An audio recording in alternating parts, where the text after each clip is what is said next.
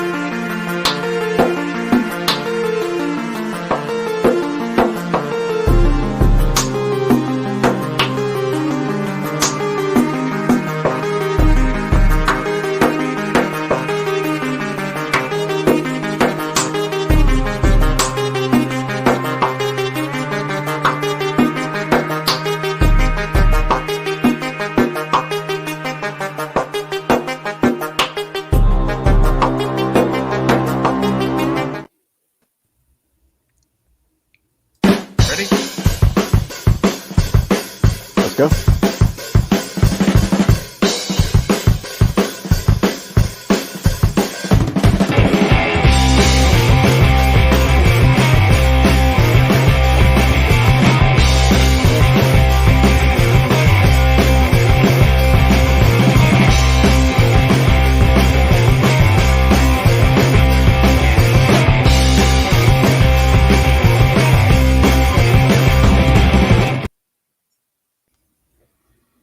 Hello and welcome to another brand new episode of The Qualified. I'm Jedi Johnson 22, joined as always by the great Dom Tober, the whole damn show, the always steady Styx boy, feeling itchy, Bad to the Bone, Bruce Fur of Kingdom of the Nerds, and the creator, joesduelin. What's going on, fellas? You love that wonderful production quality you get for free. There you go. What's up, guys? You get what you pay for. It's a well-oiled machine. Well, what do you want? We're filming this in the back of a truck. The hell you want? You're filming in the back of a truck. I'm at a Motel 6. We're always moving. We're always moving. That way they can never track us. There you go. I'm running from apparently there was an earthquake here. There's a couple of well wishes in the chat. Appreciate that. I swear to God, I must have slept through it. Not the first time I've slept through an earthquake, by the way. Hey, Jedi, you sure you fought? You sure that wasn't a little fart or something going on? A rumbling? There's one there and one in Malibu today too, I believe. That wouldn't be the first time either. So,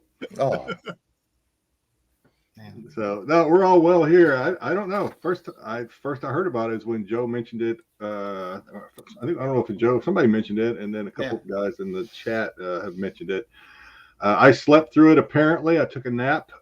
Probably slept through it. I also slept through the. I remember a couple of years ago there was the mistaken incoming missile warning. Incoming missile warning. I slept through that too. So I don't know. Sleeping my life away, I guess, here on the islands. Who knows? I remember having an earthquake here one time, and they said, "Damn, everything was shaking." I was sleeping. I was like out cold. I woke up. I had one here, and on the East Coast, the lower magnitudes are felt differently than the higher magnitudes out on the West. So we had like a 3.0, and I was in the condo at the time, and the wall on the TV just started doing this. And I was like, what the hell's going on? And I realized what was happening. It was the weirdest. It's one of the weirdest experiences. Crazy shit. All right. So if you haven't already noticed the banner scrolling at the bottom of your screen, we are going to be doing a giveaway. Not tonight. I'll explain the rules here in a bit, but go ahead and throw your hashtag Super Bowl in the chat for a opportunity. Actually, don't do it yet because I forgot to open the thing. So don't do it yet. We'll get it in there. Oh, so my goodness, you guys entertaining. We're gonna do a little giveaway. There will be a bigger winner and a smaller winner, but who's the big winner and who's the small winner will be determined, if you haven't guessed it now, by the Super Bowl. So We will explain a little more a little bit later. I'll give a little All hint. right. The winner's going to be Taylor Swift. There you go. Yeah. Swifties. It's gonna be a Swifty. Okay. Win. Now it's running. We got 2 entries in the chat so far, it looks like. So get your hashtag Super Bowl. We'll remind you a couple times throughout the show until we actually do the drawings. We're actually, I'll give a quick rundown, and then again, like I said, we'll do it a couple times throughout the show, so people tuning in late or whatever. We're going to have 2 drawings, or 2 spins, or whatever it's called.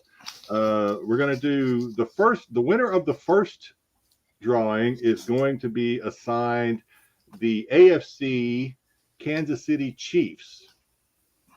And then we're going to do another drawing, and that person will be assigned the NFC champions 49ers.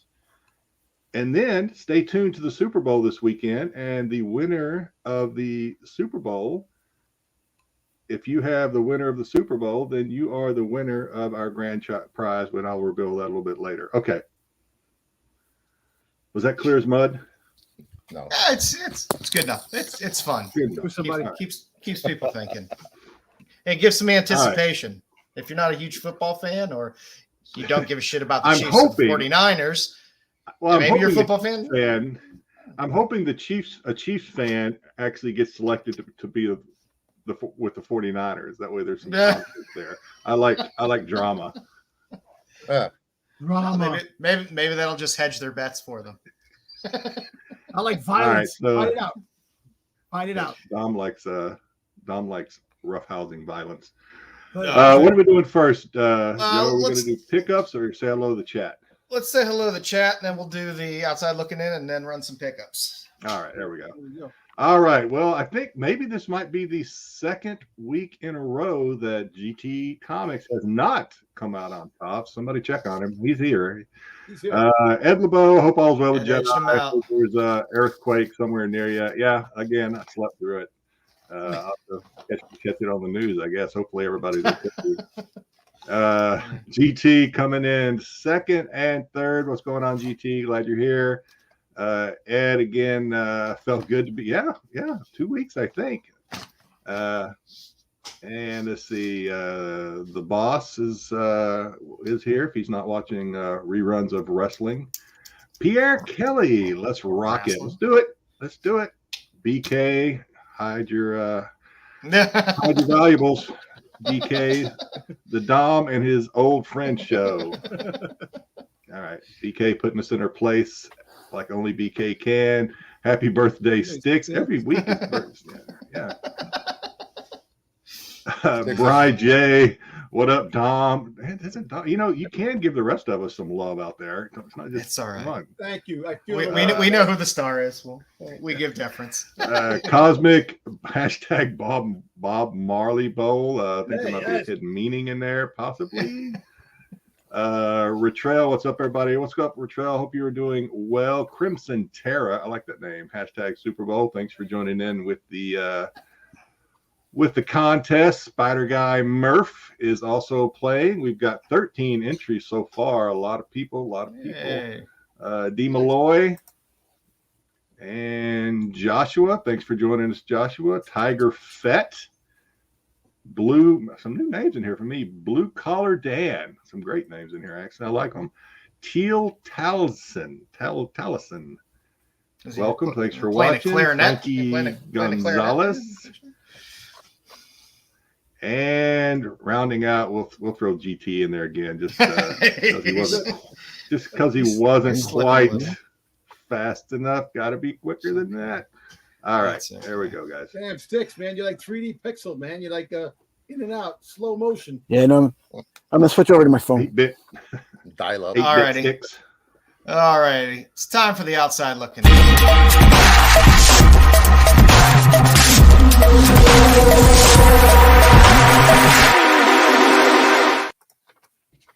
All right, welcome to the outside looking in. Books that weren't quite good enough to make the top 10, but they're good enough for us. First up, we have Ultimate Black Panther #1, the 1 in 10, selling between $25 and $30, 40 plus sales. As you saw earlier, there are 2 Ultimate Black Panthers on the list top 10, and having 3 would have just been way too much. But it's selling well. This one, yeah, but it's still underperforming the other ones, which is following kind of that pattern of the ratios aren't really running away with things on these Ultimate books. It's been, these design variants, they like to do them. Design variants. The old graph paper design variants. But the ratios themselves for the Ultimate books,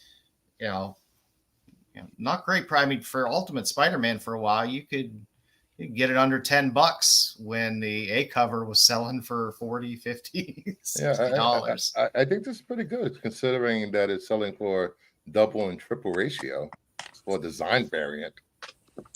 Yeah, I mean, it's 1 in 10. I mean, but it's an extremely popular book that's moving everywhere. I mean, the damn book was selling for $30, $40 already off the bat before it even came out. Yeah, which is ridiculous. No, this is a cool. I don't know. You guys what do you guys call it? I always design variant. Schematic covers, whatever. So, yeah, this is like the like Bruce first saying, 2 of them on the Hot 10. This one's kind of like the consolation runner-up, bridesmaid of the 3. So, I don't know. It's probably there. A lot of completionists out there want them all. So it's a cool cover as far as these design covers go. It's not overly done where they tried to like be too fancy. It's just kind of, I think it hits the mark as far as the design covers go. This is like the Sabay of comic covers. Yeah. Oh, sorry. I want to see what happens when the Ultimate X-Men comes out, because that'll have the heat on it when it comes out, and what that does to this book. I think Ultimate Spider-Man will always probably be the most popular one anyway. Spider-Man. Can I ask you a quick question? Did anybody see the covers to the Ultimate X-Men already? Yes. Yeah. All right. Is it me or Storm? Are we going to get some controversy because Storm is not African American? It's May Storm. It's a different character. That's Mayday. Mayday? Mayday. Oh, okay. Mayday. I'm sorry. Look, I seen it. I seen it. I Storm. was like this. When I seen the cover, I was like, wait a minute. They're definitely not going the route. Yeah. But they changed. Okay. All right. Yeah, it's a new character. I just saw it. I thought it was. Yeah, it's a new character. Okay. Yep. Should call him Mayday Storm.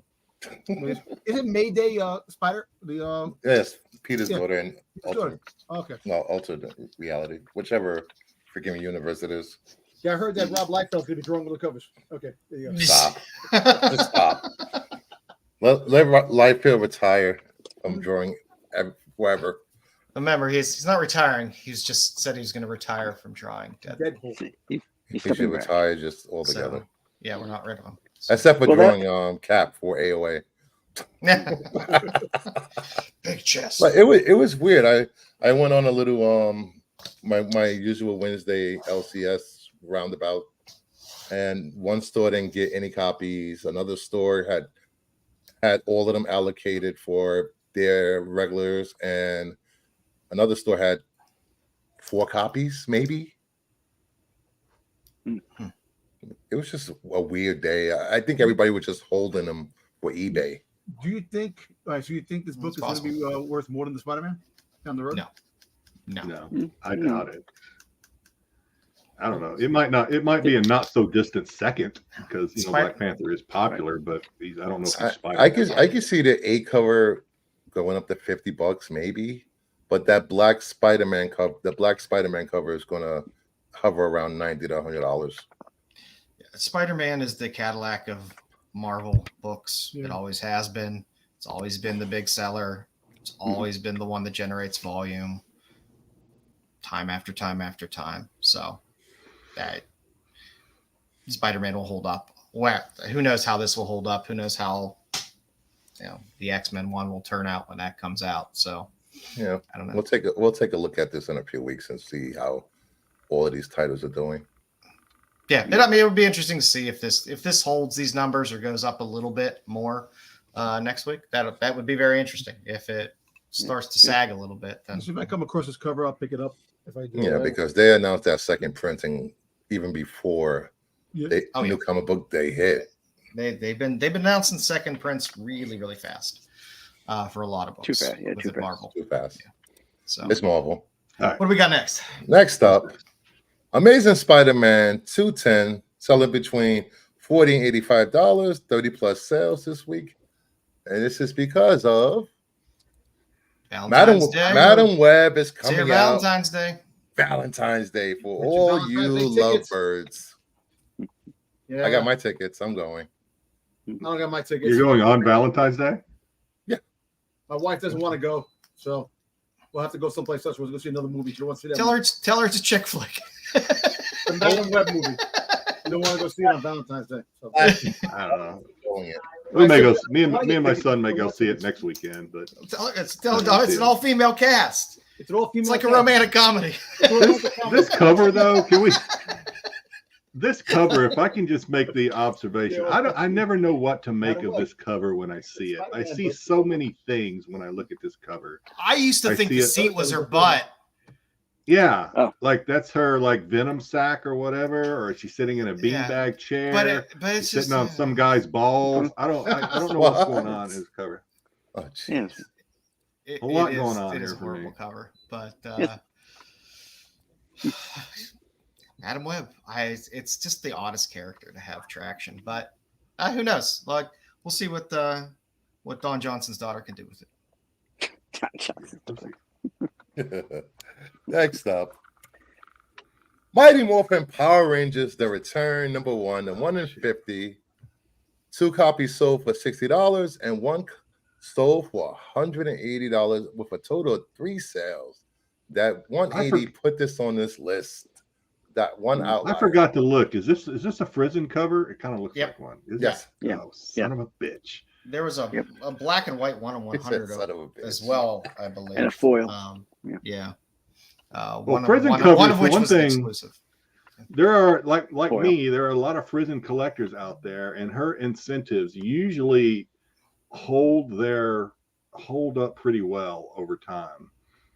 So this has me actually a little bit, or I saw it and I forgot to look, but I immediately said that looks like Frizen.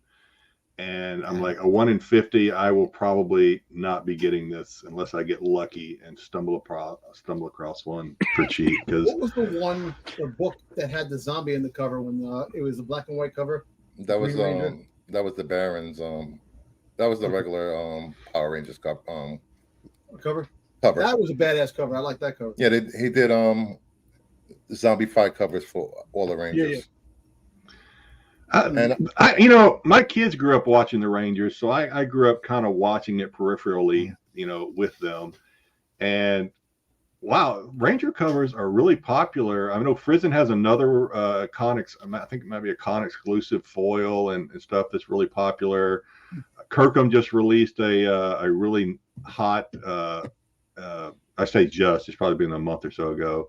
I think it's the Red Ranger. Kirkham released. I think it was an exclusive, but a lot of love for the Rangers. Yeah, Still. a few weeks ago on one of the Now and Laters, I had one of the Kickstarters, the Pink Ranger Kickstarter, that they have on there as well, which is a set of books. People love the And this covers, is- just like any other cover, like the big fans out there for the covers. So Is this written by Amy Jo Johnson, or was that? I don't know whether she's involved in it, but it's definitely her character that they're focusing on in this. But like I said, I don't know. It's an IP that's kind of out of pocket for me. It's just the timing of my youth and the age of my children don't align with Power Rangers. So it's never Power an IP Rangers is that a I'm very drawn to. popular IP. Oh yeah. And one thing I will say about this 1 in 50, not a lot of shops are going to be ordering 50 copies of Mighty Morphin Power Rangers. Yeah, so I'm reading. Pete gives us little cliff notes for some of these. It says written by the original Pink Ranger. So I guess that's Amy Jo That is Johnson. her. Right? Yeah. Yeah. We've been and getting, wasn't she in we've been- Felicity too?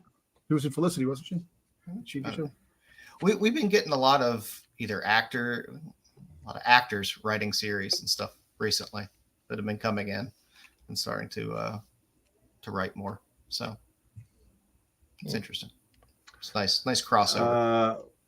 Bry, I have no idea. Somebody else help Bry out with this question. I think wasn't the leader the Black Ranger? Or am I wrong on that? I don't know. Well, it depends on what iteration of Power Rangers talking about. The first Power Ranger was the Red Ranger. And the Red Ranger was the one that did murder. That he murdered somebody, and that's why disgraced the original Red Ranger. Yeah, not to offend anybody, but it always just felt like a cheap rip-off of Ultron. Oh yeah, it felt like Ultraman, kind of, one of those. And I think that was just the way it's supposed to be. Yeah. Too, so. Yeah. But Frizzen, still doing the Frizzen. Yeah. There's always good It's demand all in for the Frizzen eyes. work. Yeah. All right, what's up next? Next up, we got DC's How to Lose a Guy Gardner in 10 Days.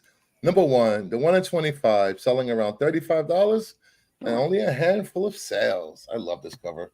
I really do. How to Lose a Guy Gardner? What does that mean? You're getting like 10 or so sales that Guy are Gardner, the Green Lantern, that are above ratio.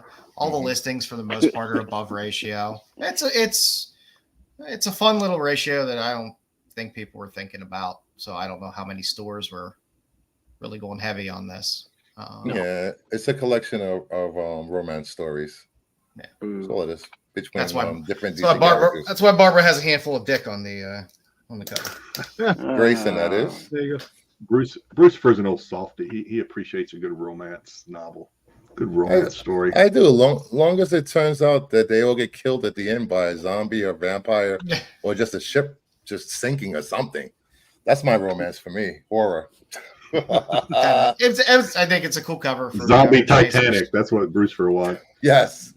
Sharknado versus vampire. That's what I want. I mean, you have Batgirl collectors, you have Nightwing collectors, so it's perfect for your comic collecting partner on Valentine's Day. This cover is, I think. Perfect. Next up, we have Winona Earp, number 1, selling between $5 to $8. A handful of sales because of the announced that Tubi is doing a special of the TV show. 90-minute special. Yes. So if you were a fan of the sci-fi TV show, all new footage. Yes, the Canadian. Yeah. It's all sci-fi. Yeah, all new content, all new, just 90-minute special. So I enjoyed those sci-fi network shows. That and Ben Helsing. I go back a little farther. Farscape, I think, was one of the best shows. The comic horror was it the movie cover comic, the live action cover? Those books are worth a lot. Yeah, those books sell pretty good. Yeah. So it's made this move a little bit. Maybe it'll rekindle. Maybe the 90 minutes will rekindle enough that somebody will pick it up, and one of the major streamers will run it up. So I'm sure that's probably the hope. This cover has everything. I love it. Girls with guns. Has the two things that are important to me, right in the middle of it. Guns, fire. Somebody put some cold water on him. Guns. But if you're unfamiliar with the story, she's the great granddaughter of Wider. And taking on the resurrected or reincarnated people that went against her great grandpappy with a magical gun. Yep. So it's fun. And it's fun Western horror type series. So yeah. I just saw Frankie's comment. Yeah, I was laughing. But if you enjoyed the outside looking in, please head over to CBSI.com and check out Pete's full write-up on all these books and more. Excellent. Yay. All right. Can we take a quick towel? I'll throw in another plug. We got 14 in the game so far. enter hashtag Super Bowl in the chat. We're going to be drawing 2 lucky participants that are going to participate in our Super Bowl giveaway. The first winner is going to be assigned the Chiefs for the AFC. The second winner is going to be assigned the Niners for the NFC. The winner of that game, if you have them as your assigned team, you're going to win a slab. This is the slab that I currently have picked out to give away to the grand prize. It is a 9/8 of Dark Ages #1. So that's what I have currently. May throw some extras in there too, but this is the cornerstone of it. And if you come out on the losing end, no worries. We're going to take care of you. I think. Yep. I will put Joe's together throw some consolation prizes at you. Yeah, I'm not going to show you. It's going to be a mystery box. It's going to be a Joe mystery box of stuff. You know what you're getting for the loser. Sticky Page Comics. It'll be good stuff. It'll be good stuff. Sticky pages. There'll be plenty of good stuff in there. That's not sticky pages. Maybe just one sticky page. Be quality comic reading, I guarantee you. So, are we going to do pickups or hop right? Yeah, let's do some pickups. Jedi, you want to roll first? Yeah, I will go through these really quick. Got a couple of orders come in from a comic book store I ordered. They were doing a special where they were giving away, if you ordered so much, they threw in some nice foil books for free. So I'll just throw these out real quick. Foil, Bruce. Oh, nice. Foil. Oh, I need that one. Thank you. Another foil. You need these Styx? Oh, you're lucky because I think I got 2 of each one of these. Ooh.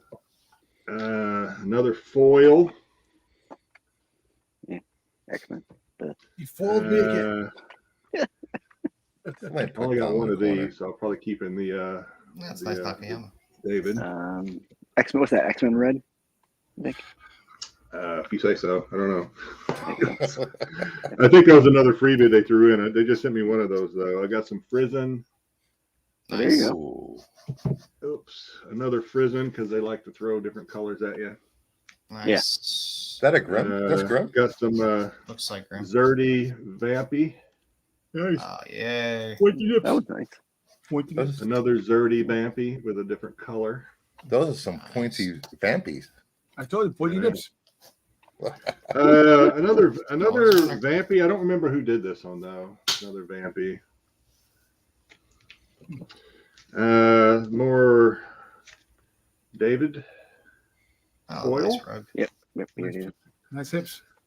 Another David. These are all freebies they threw in. I think this is from like their holiday. They were doing some sort of holiday thing where you ordered so much.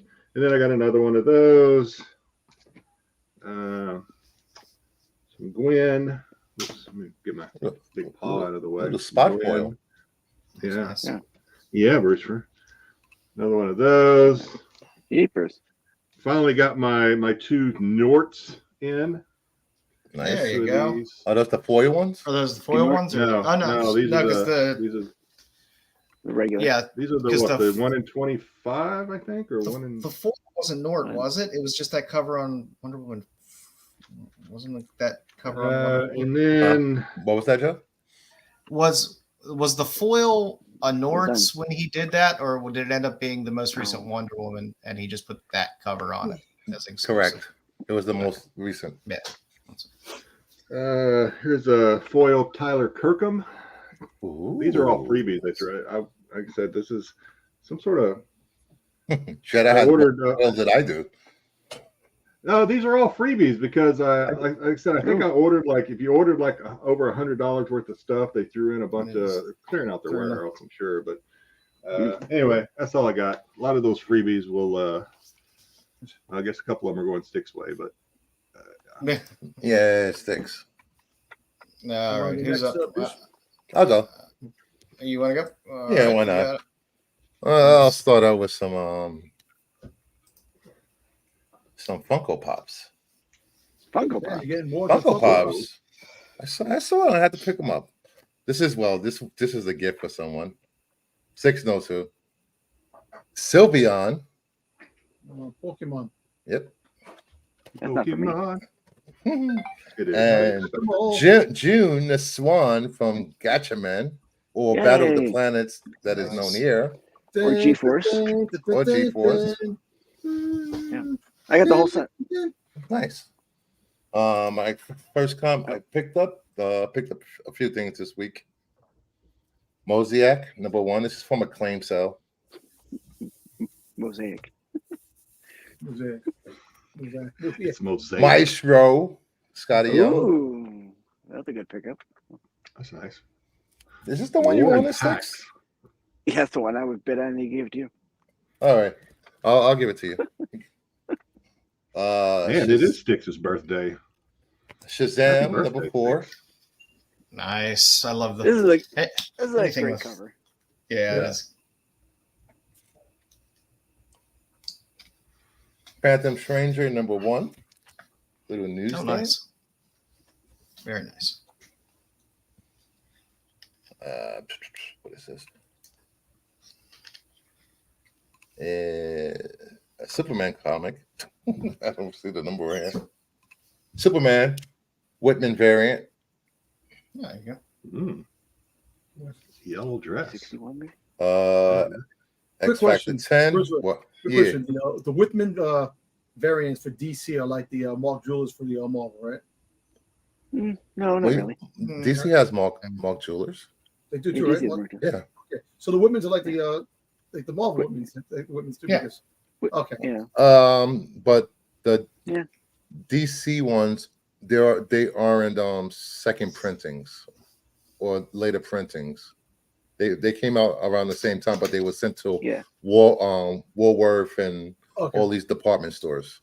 Yeah. They were bagged into 3 Yeah. packs. and- Packs. Yeah. Mhm. Yeah. So they were the publisher did them at the same time.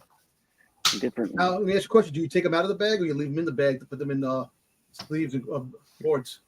Never leave them in the bag. Never. Yeah, Okay. poly bags. Really? Poly bags are just pure hell. They're will destroy a bag. That is the age-old debate question right there. I have some old Star Wars stuff that's still in the Every poly bag. time I see a poly bag comic, I take it right out. There's no need to keep them in bags. Mhm. X Factor I'm- #10, little anniversary. Oh, Nice. what is that? Like, Hmm? the color on it like extra poppy. Yeah, it's very poppy. What's the Yeah. top? Is the sticker? What's up there? It says key Amazing. issue. Oh, key issue. Oh. Issue. Yeah. Key See, like, issue. The guy Worst that does X-Men. That's the guy that that's does what it should the say. claim sells likes to put little stickers on his Yeah. phone. Oh, okay. That sticker really should say worst X-Men. That's He's the best Summers brother. I guarantee. He's the MCU is worst gonna make him a Summers brother. badass. The MCU is going to make him. What a the badass. hell? Give those. I think he's talking to me. I think Bryce talking to me. He's looking at me. Ultimate Black Panther #1. He got one of the grails. I pre-ordered on FOC. I have a bunch Oh. coming. Well, I didn't Boss care. Logic Ultimate. The rub Boss it in our Logic face. cover was the best. Boss That Logic was the was best nice. cover by far. Yeah. Then I have another Black Panther. I think this is the B cover. It's a C cover, I Ah, think. cover. man spreading. The one that got left behind. Little Love it when a Batman. superhero man spreads for us. Batman There you go. 142. Instead of the superhero landing, the superhero man. Joker Year 1. Let's go. The A Joker's little Moon Man. told again. #1. Kid Moon Cody. Man. Moon Man. Okay. There's some really good covers. There's a really cool Sanford Green Yeah. cover for Moon Man. Which Is that great. that 1 in 100? Yeah, I believe so. Yeah, I love that one. I'm still reading The Devil That Wears My Face. #4. Ooh. You're A still little, reading it. How many issues in are you? It's only 4. Okay. That's still pretty good. Summon. A little Poison Ivy. Foil. Spot foil, actually. Hey. See a little Pretty cool. transition in the lighting there. Very nice. It's a nice spot foil. The One Hand. Go. Nice. What's up, Jacob? Thundercats. What's going on? Oh. was I a just get the one Thundercats cover week. of Thundercats. Man, you're lucky to is get those Thundercats. Those This is my Thundercats, favorite cover. There are only They didn't print 7,000. very many of those. I know. The Materia cover is the best. Well, which of the And- 72 covers did you choose? Number 3, Yeah, those things are the rare. trees where nobody sees. Nice. That's where Dom likes to. Never mind. Oh, jeez. And that's it for my pickups for the week. There's no trees in New York City. What are you talking about over there? Well, come here and I'll beat you with a tree. All Beat right. you with a trunk. Who else got giveaways? Sticks, you got anything? Dom? Nothing for me this week. Next week, I got I'll some have stuff. I got some stuff. Of course I do. All righty. Are they pre-opened? Well, first things first. I was And able to ruin get- the anticipation? I know, right? First things first, I got these 2 covers, Chrome covers, Cobra Commander. Nice. It's a fun I series. forgot where I got them from. Variants, of course. I showed this last week, but I guess it's a new show. But I was able to pick this up. Chris Owen Art, go on Instagram. He does some really cool artwork. I got this sketch cover, and Oh wow, that's pretty cool. these That's two, original art. yeah, these 2 sketch cards That's nice. of Django and Boba. Nice. You know, they're like tops kind of card. Congratulations. I was able to get this 9/8 EM Geist, the Virgin cover. Finally get this back in my Ooh. collection. It's a good Boba. Yellow It's a good label. Boba cover. Yep, got that. Gifts has a good signature too. I appreciate like a good it. signature. Yeah. He does a good job. So I got these today. I got these two books today. I got this Age of Rebellion, Nice. 9/8 Boba Fett. Another Age Rebellion, Boba Fett. Then they came with these comics. The books, the guy gave me these extra comics that came in here. Yeah, there's a New Mutants one in there. Yeah, so all right. True Believer Miniature, True Yeah. believer. Dead Kings, and then here's the one DC book, Lucifer. And DC. I was able to get so Bruce, we don't want your DC scraps. Get out of here. Where'd you get Top that at a had yard these sale? up. What happened? Where'd you get that at a yard sale? No, they came with the 2 9/8 guy. The guy put the extra books in there. Let's make it a joke. So It's like, no. San Diego had the promo cards for the Star Wars promo, and they had. So I was able to get the Great Gem 10 2018 promo. This card alone, they sell the whole set for about $300 almost, but this card alone is the most. I got for $40 this card. And in the words of Billy Mays, Jim Minton. Gem 10. And then last but not least, I got one more thing that I opened. And due to 40th anniversary of Transformers in September, I was able to get the remade Soundwave 40th anniversary Transformers. And Nice. I still want one day get the original for my collection. Don't try to play a tape in it, Dom. I know you. Yeah, hey, listen, I know. But this is badass. This is the way shit used to be, man, back in the day when life was simpler.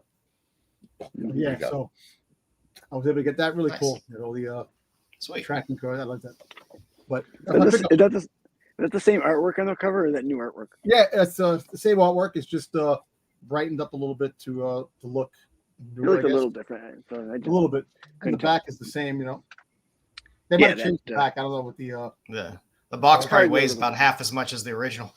yeah. But actually, you know what? Okay, I said it looks smaller than the original. To be honest with you, the tape deck, it looks a little smaller, and it's lighter too. I have them somewhere around here That's my in my pickup. warehouse. All righty. Nice. I have very, very little today. 'Cause all my Hey, stuff is coming Hector next week. Keys. I don't know if our little pulling gadget is case sensitive or not, but I want to make sure you actually get your entry counted. So you might want to go all lowercase on that one. But yeah, I wish the Lions were in it. I agree with you. Yeah, exactly right. Yeah. I only have 3 books this week. I got Wolverine and Duke. Huh. 1 and 2. These are Darwin Cook covers. So I pick up Darwin Cook stuff whenever You like his covers, possible. right? They're good covers. Yeah, and he's not with us anymore, so he ain't making any more. And Domino Hot Shot 125 is out there. Okay, nice. I'll pick up cheap ratio whenever I get my hands on cheap ratio. So especially if it's a character I like. So that's all I ended up having this week. So Joe's got No Penthouse. That's next week. and all of mine are pre-ordered from Things from Another World, which means I'll get it like 2 weeks after it actually comes out. But yeah, I ordered up pretty much all the covers and multiple copies. And I think 2 is just ended FOC for Penthouse 2, which also has some fantastic covers on it. So lots of good art. Today's pinup is brought to you by George Petty, the greatest pinup artist of 40s and 50s. I love George Petty. Sorry. I'm going to say the ballerina shoes are a little bit of a turnoff for me. I take it. George Petty did probably more. If you pick up an old Esquire magazine from the 50s, calendars, stuff like that, Petty did so much work. Excuse me, Joe. I'm sorry. Ballerinas will be in phenomenal shape, but when you see their toes, you ever saw the movie Boomerang? When the girl was in bed with Eddie Murphy, those type of toes you get with ballerinas. Yeah, I remember the. I'm looking at other things. I'm looking at other things that are pointing up. I know. Joe just tells them to keep their socks on. That's all it is. All righty. For Comic Now and Later this week. So coming out this week, Conan 7, the Jessica Fong C cover. She's the one that's been doing the A covers on Poison Ivy recently. So it's a nice cover. Nice little change of pace. Conan, still a great story to read. If you haven't been picking it up, it's very readable and very enjoyable. Second on my list, Wonderland Child of Madness 3, a nice Igor Lomov cover. I'll always take the striped stockings any day. So for you mushroom fans, you got mushrooms on the cover. For your stocking fans, you got the stockings. It's just a good cover all around. Lomov always puts together a nice cover. And this series, I don't know why this series is slow under the radar. It's a fantastic series, Bloodrick from Image Comics. You've had didn't you pick one of these covers before? I pick them constantly because I'm gonna keep pushing this because the comic itself is amazing. It's Bri does not. I will say that I do not like this cover at all. He doesn't like that. Bri don't like it either. It is probably the most metal comic you can read. Take Conan, make it more visceral with far less words, and this is what you get. It is good. Are you sure? I'm gonna keep recommending it. No, this is number 3. I've showed number 2 because I remember I've showed number 1 as well. We were making fun of Conan or whoever the hell this is. Like it looks like he's like greasing his dolphin in this one. And I think I remember we might have had it out looking into the future, but it's out this week. So like I said, it's you're not getting too many stores ordering it. There's only one cover on these as well. But it is a fantastic read. So and going in that comic. Oh yeah. Going into the future, Army of Darkness Forever 7, Sitem cover. Sitem covers are always fun. This is a fun one with Ash and the bikini girls with skull faces. So it's a fun series. Army of Darkness fans out there love it. You're getting a new Red Sonja series, Empire of the Damned, and you're getting a Middleton cover for all you Middleton fans. It's always nice when he does a Sonja cover. There's not that many of them.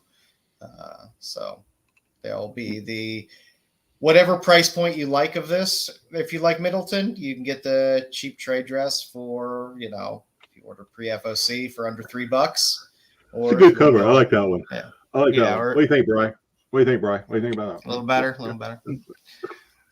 And then Brian likes Killtown. Yeah. Killtown's cool. I immediately zoomed in on that Killtown cover. That's a cool cover. Yeah, it's a really great cover. I believe it's done by Todd Skull, who it's I think this Scout Comics has the lipstick clickers and the a couple of the other series like that. I think they're trying to build out a universe out of that. What's up with the X's on her knees, man? What does that mean? What's going on there? I don't know. I kind of dig it though. She's straight edge on her knees. I thought that's something going on there, and Joe knows what it is. He just ain't sharing. I think. But Scouts has some really good books that have been coming out, and Scout stuff always gets tossed in option news all the time. I think because the guy that runs it used to be a network executive or film executive. But like I said, I know the Lipstick Clickers title had gotten some option news a while back. I believe this is in the same universe. So I don't know. Either way, it's just a badass cover. So I would. You're right, Cohiba. I think you got it. I think that's what it is. No, I don't know. It was a nice cover. So the B cover on it, this is the B cover. The A cover also isn't half bad, but this one was definitely the winner. Want to draw the first one, Jedi? Yeah, we can. We got 20 entries. So again, before I actually do the first drawing, I'll go over it again. This first drawing is going to be for the AFC slot. If your name is selected, if you haven't entered yet, throw in hashtag Super Bowl in the chat. The first entry is for the AFC champion Chiefs. If your name is pulled and you are assigned the Chiefs, and if the Chiefs win the Super Bowl, you will win our grand prize, which includes a slab and some extras. So we are doing the Chiefs right now. Let me remember how to share a screen here because my camera is in the way. I haven't done this in a while. It has been a while.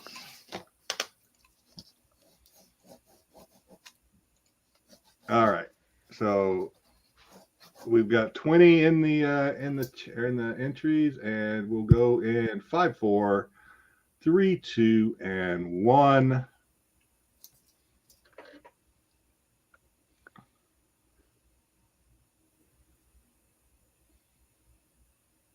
Ronnie and Rascal Super Dog, you are assigned the Chiefs.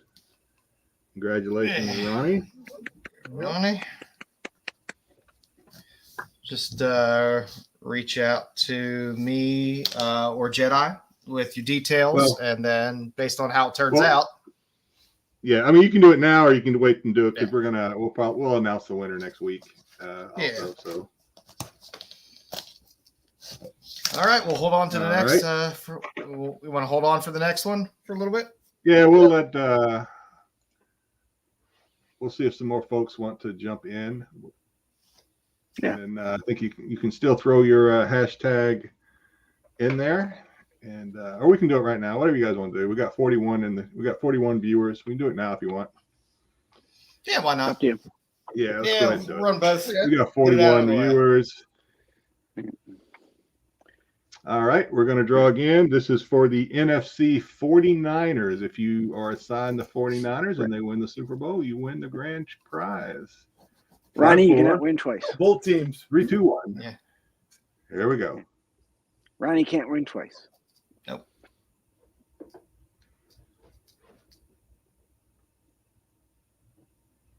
Crimson Terror 85. I like that name. Nice name.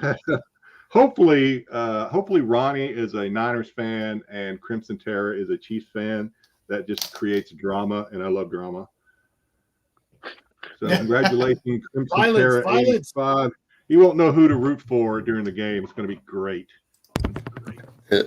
Crimson still here? I'm not sure if Crimson is still here or not. Hopefully, Crimson, if you're here, throw us a thumbs up or let us know in the chat because we want you to know that you are in the contest. Yes. We'll give you a minute or so to confirm.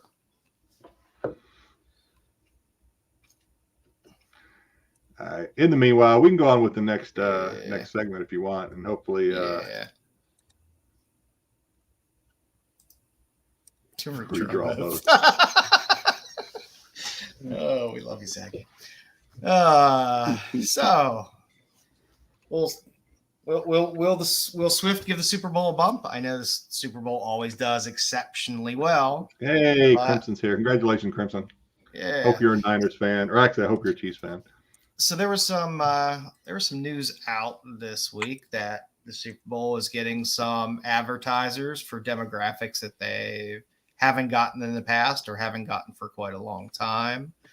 And a lot of people are paying attention to football that never paid attention to football before. So do you think this is going to be a very profitable Super Bowl more so than the past for the NFL? You know, it's crazy. Crazy you say that people in the past, people who dropped the NFL because of all the stuff that's been going on are coming back because this is their meal ticket to make money. I don't think they actually stopped watching football. No, not necessarily stopped watching football. I think, but advertisers that took away their, be in the NFL because of all the political stuff that was going on in the NFL. Shame on them that they're trying to come back to capitalize off of. I didn't know advertisers left. Oh yeah, I don't think the Super Bowl was ever worried about losing money. Oh. I mean, No, they're not. No. They're definitely not going to lose money in any way, shape, or form. I don't think any advertisers ever left. Well, they did, but some like, people when did one leave. drops- Some people, advertisers and people. A lot of people dropped out, like fans. No more. A lot of fans dropped out of the NFL too as well. Because I know a lot of people who are big fans and they're no longer fans of the NFL. They couldn't care less. because their team. I know a lot of people. I know a lot of people. They get upset with the NFL as well for whatever the issue.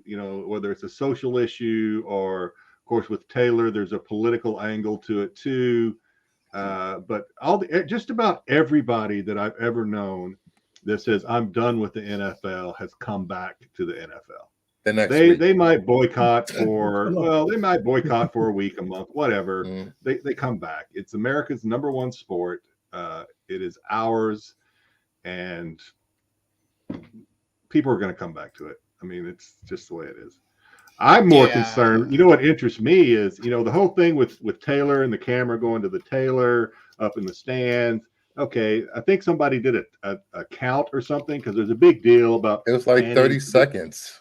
It's like I was gonna say it was like 3 minutes or something if you tally it all together. Maybe you're right. Maybe it's less.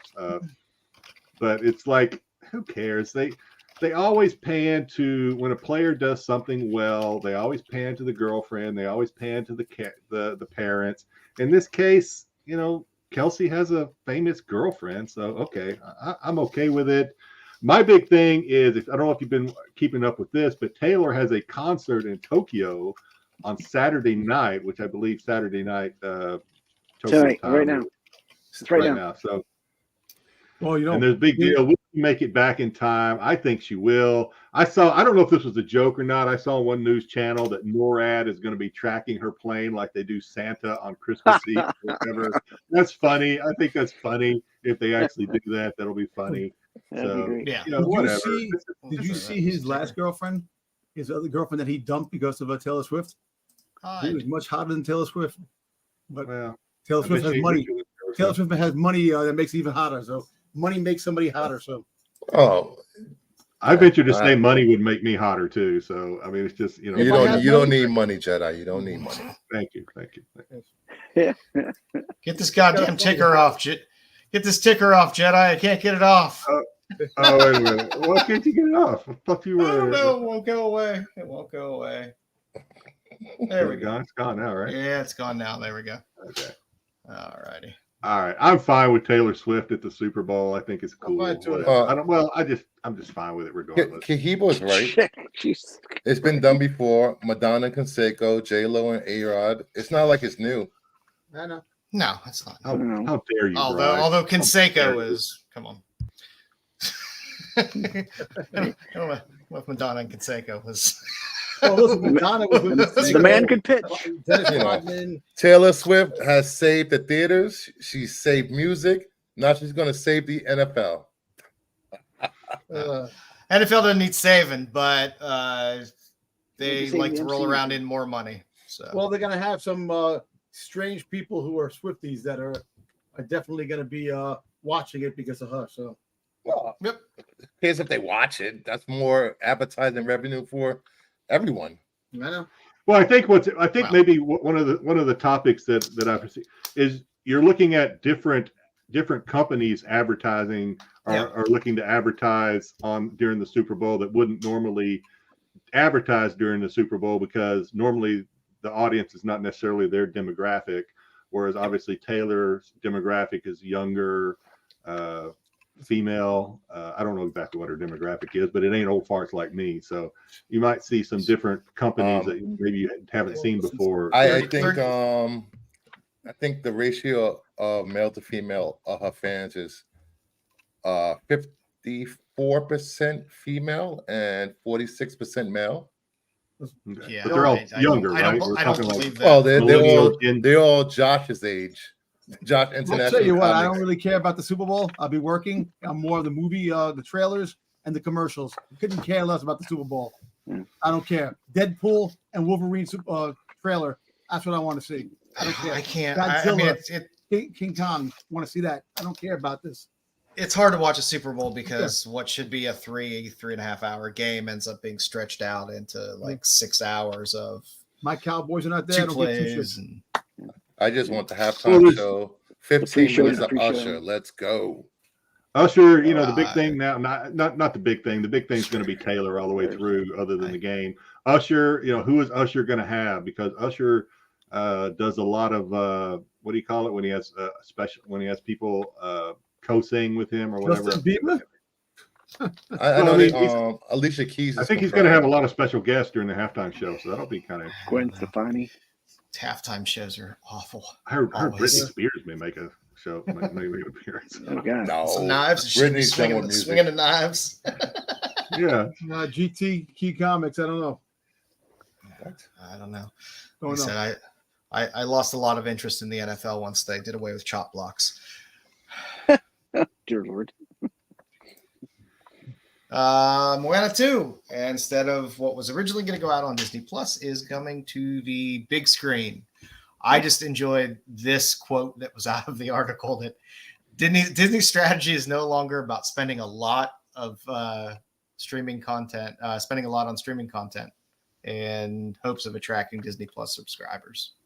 So Disney's going to start pivoting to where they're making money. And if streaming ain't doing it for them, wouldn't hold your breath for a lot of high dollar projects from there. If high dollar projects are bringing in money for them, then maybe. But at least in the meantime, I think you're going to see a pivot for some of the bigger names of things back to theaters where they can make a little more money off of it than they would just releasing it straight to streaming.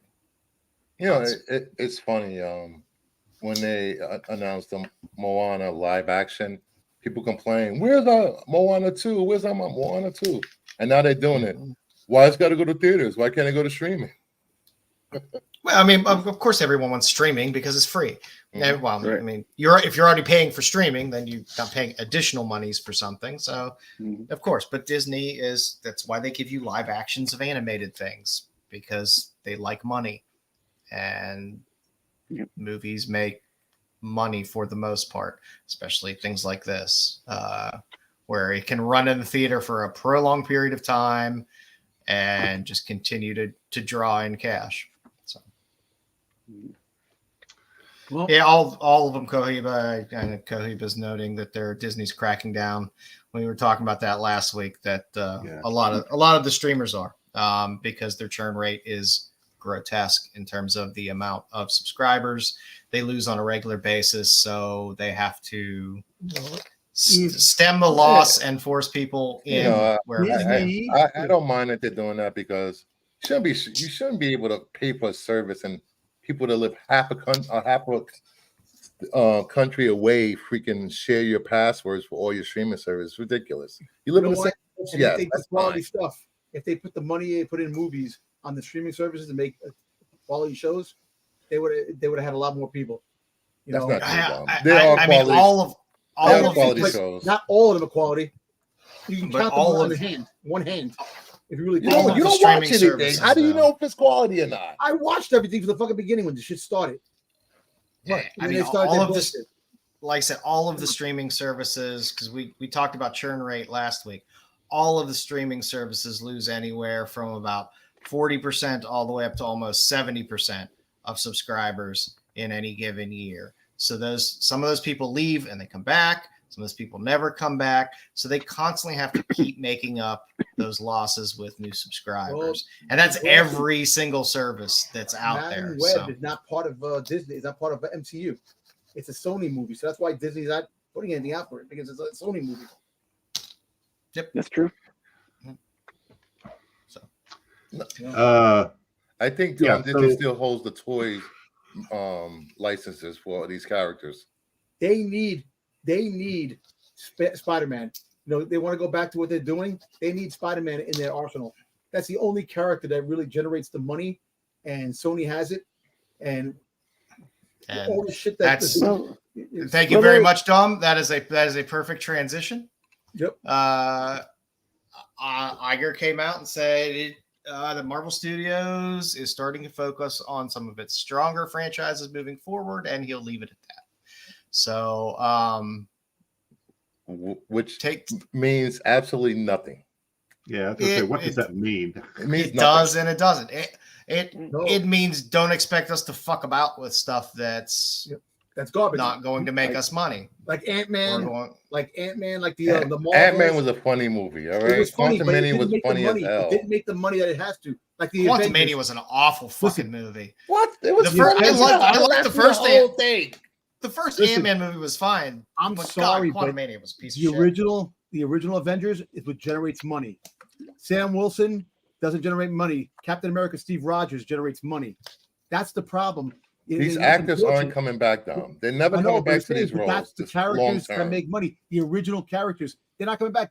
But the original characters are the ones. The secondary characters didn't even do good in the comic books. That's what they're losing money on. People want the original shit. They don't want the secondary stuff, and that's the problem. That's why they got to switch and they have to switch. And that's the X-Men out there. They need to get X-Men out there. They need to get Fantastic Four out there. Yep. And those are two things that are going to be pushing out heavily quicker now than before, because they need some hits. They really do. Yeah. More Shadowhawk or Nighthawk, wherever the guy's name is there. Darkhawk.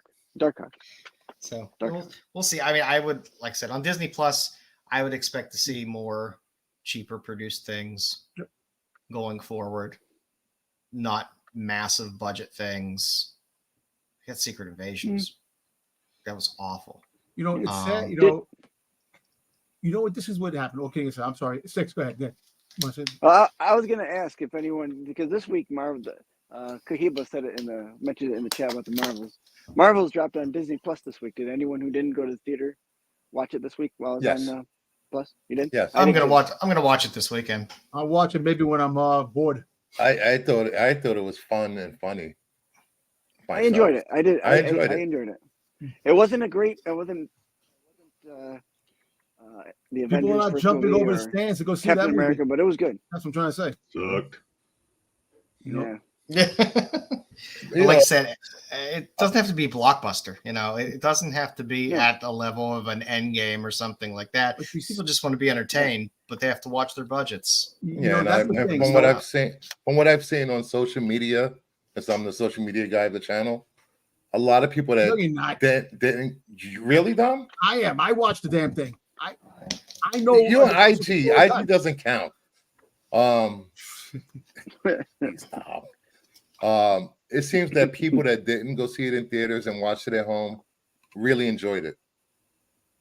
Where? It just came on. How can people really enjoy it? It just came on the freaking Disney It's Plus. been out since Wednesday, Dom. That's 2 days. Yeah, Wednesday. All right, not many people watched it. I don't know. Look, listen, I don't know where you get your demographic I guess from. For all those I know who is watched it, they enjoyed it. All I know is that movie should have been on Disney Plus, not going to movie theaters. It should have been on Disney Plus. Because Are we still arguing about this Marvels? What? Well, I mean, I was just going to sorry I try to brought it say up. I it's a difference. You might, if you're watching it free on Disney Plus, something you're paying for anyway, as opposed to shelling out 30, 40, 50 bucks to see it in the theater, you're probably not as bothered by how bad it was. I like a lot of shit I watch while I'm sitting on my couch doing nothing that I don't have to pay for. I have a different standard of what I find acceptable or entertaining. Personally, So I'm fine. Kind of trying to bring it back to this quote. It's starting to focus on some of its stronger franchises going forward. I don't know exactly what that means unless what are your stronger franchises? Is it Star Wars? Is it Marvel? Was it Lego? I'm hoping it's X-Men. X-Men. So okay, X-Men, like you said before, Fantastic Four. Yeah. I hope it's the whole. I hope the whole team of X-Men are like all the. It's probably not going to be Boba Fett. The Omega level female characters. Let's go. Well, Yeah, and again, this was specifically for Marvel. So, but I mean, I don't know. I mean, does anyone really want to see a Young Avengers team? Yes. Champions. I love the Young Avengers. As the flagship of the MCU, you want to see a Young Avengers? Nope. Not at the flagship. No. Not every Marvel movie has to be a flagship. You can have have Avengers and Young Avengers. You can. Those non-flagship movies are losing money for them. That's why they have to stay with The Marvels is the only movie that lost money. Characters. Seriously. Guardians was a non-flagship show, and that.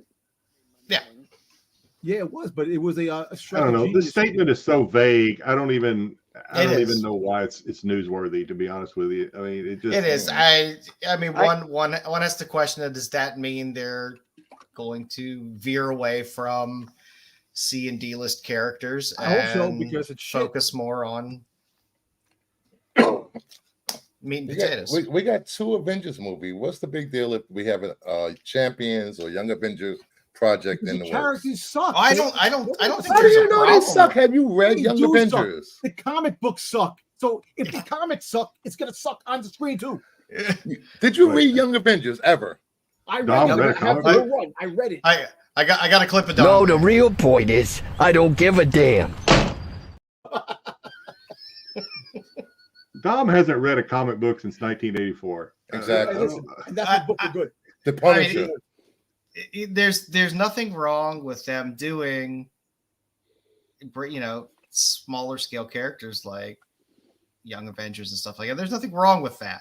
The problem is when you build a franchise, which is what they seem to be doing, to be building a franchise to have these characters to be a Young Avengers to carry the mantle through of the main story arc, then that is, I think, problematic for their future. A one-off movie is one thing, but if you expect Young Avengers to replace Avengers in terms of that same scale, that ain't gonna happen. No, that's not gonna happen. But I mean, that's basically what they did in terms of swapping out all the characters. Hawkeye is going to go away. You're going to get your Kate Bishop. You get your Sam Wilson as this one goes away. You're going to get your Riri instead of your Tony Stark. Nobody wants Riri instead of Tony Stark. Tony Stark is Iron Man. That's it. So Bri, they're pushing the next generation. Bri is right. I think one of the reasons maybe it's been so hard to swallow. And we saw it with some of them, like we obviously saw the relationship between Sam and the other one. Sony owns all. But Kate, we didn't really see any sort of transition or relationship between Riri and Iron Man. And Tony Stark. We never really saw any sort of transition where they were both on screen at the same time, and we had kind of this handoff. We kind of saw it we did see it with Hawkeye, but Hawkeye is Hawkeye really a big, major character? We kind of saw it with the Hulk, so and She-Hulk. So I don't know. Maybe it's thinking deeper in it. Maybe we did have a little bit of a transition. Not with Riri, we didn't get that, but maybe they need more of a transition where we had the old Avengers actually kind of doing a transition that we could see where they transition over to the young Avengers would make it a little more digestible for us instead of just throwing these characters at us that we really, a lot of us really don't know a lot about. There's hundreds of Marvel characters. It is So, thousands. So to me, it's just like, I understand younger generation, this and that, but then again, you're just throwing, hey, here's a derivative character of Hawkeye. Here's a derivative character of Iron Man. Here's a derivative, there's all these derivative characters that are basically the same power set of a character you really liked, but it's not really a character you like as much, versus them just pushing some of the other characters which they haven't put into live action yet, which are bigger characters that they can push into live action. So I just don't understand. What they got to stop doing is making a girl for every freaking character that was a male. That's the problem. Here we go. Well, I mean, Hawkeye, they were there in the comics anyway, so I know, but I'm just saying that's the reason nobody wants that. The only comics you read is Star Wars comic, and you hardly read those. Come on. Can we transition to the man Something that nearly killed else. himself tripping over a cat? I don't want to hear it. Oh, not yet. All right. We'll get there. Game of Thrones is possibly going to have an Aegon Targaryen conquest spinoff in the works. Yay. So possibly more Game of Thrones fans. Yay. Thoughts? Is this part of the I'm book all series? for I'll have to get Max to do it. I haven't got Max yet, so I'll have to do Yes, that. please. But yeah, I'll watch this. I'm all Definitely. for more spinoffs and set in the Game of Thrones universe. They do it well. Sure. Actors are well scripted. I'm all for it. And you get a Targaryen with his sister wives, which is We don't say so we don't say the so I on word. brand. We It's don't say just the so I on word. brand. It's so on brand for Game of Thrones. So yeah, it's I don't know. They do a pretty. It's one of the last shows that's really like on HBO, where you're like, oh, I remember what HBO used to do. It used to put out really big shows, and really Game of Thrones is kind of really one of the last shows like that out there. Just really, really big scale. I mean, I guess one could say Lord of the Rings on Amazon, but you basement dwellers in your Lord of the Rings. That's Hey, watch it, buddy. Watch it. I never watched that show on Amazon. I Don't think I make me started pop it when all was over your face. Well, I mean, there's shows that have niche audiences, which Lord of the Rings does. There's people that are loyal to that and will watch that and love that. But shows like Game of Thrones and stuff like that, it was a cultural thing. It was larger than just I like dragons. It was more than a niche audience. So I'm happy they keep making more. I thought House of Dragons was great. I still want my Roadhouse franchise. Roadhouse Miami, Roadhouse Dallas. It's just Roadhouse setting up fucking franchises. Why Roadhouse, listen to me? Roadhouse Albuquerque. Oh, that'd be fantastic. There's never enough Roadhouse. Anyone excited about Game of Thrones having possibly more shows? I still gotta watch House of Dragons. So I mean, yeah. I mean, I watched House of Dragons season 1. I think, or was it 1? Or one, season right? 1. Yeah, there's only one and season. I'll watch season 2 if and when it happens. This is my genre of show that I will watch. It's a fantasy, dragons, and yeah, sure, 100%. I'll watch this. I normally not a huge fan of fantasy and dragon stuff, but Game of Thrones was filthy enough for me to be able to watch it and enjoy There's it. boobies and a bunch of sex, so it's really good about it. Yeah, basically. Yeah. And most of the fantasy stuff is very Just give me that. I don't care about anything else. I really We don't. would walk across the mall for 7 days, and I don't want to watch any of that shit. I want to see heads getting cut off and people banging in You want to dirty see places. I don't know if we need that. We don't necessarily need that kind of sex in real life, where you're like banging your sister type of shit. But you turn around, the girl turns around, and goes, Or banging your "Listen, niece. Who cares? yeah. Have Caligula going on there, man. There you go. You just want to get pissed. Shut up. It just feels like a more adult themed show all around, between the violence, storyline, everything. It just feels more adult focused than some of the other stuff that's fantasy. So I don't know. Sex and violence goes great in movies. There we go.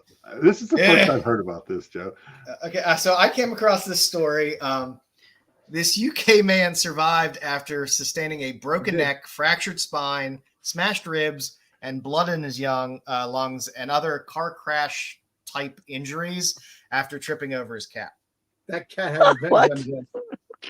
Yeah. First of all, Apparently, can I just say, do we have video of him tripping over his cat? Because I think he got fucked up some other way. I don't know, but I thought it would make for an interesting conversation about any possible embarrassing or accidental injuries you've all had. This sounds like one of those. This sounds like one of those I fell on my flashlight, 1 in a million shot type of. How did this get up here? I think there's more to the story. I tell you what, the cat had revenge for him. Cats plotting Avengers on the humans all the time. That's the honest truth. But I did have an embarrassing story. I was going to the bathroom on the crapper. My foot fell asleep. I went to step up, and as I stood up, my foot gave out, and I went down, hit my head in the tub. How long were you sitting on the toilet? That your foot fell asleep. I was reading. My leg fell asleep. My leg fell. Oh, you're one of those. Okay. So my leg. He was reading Tolstoy. Come on, leave him alone. Toy Story.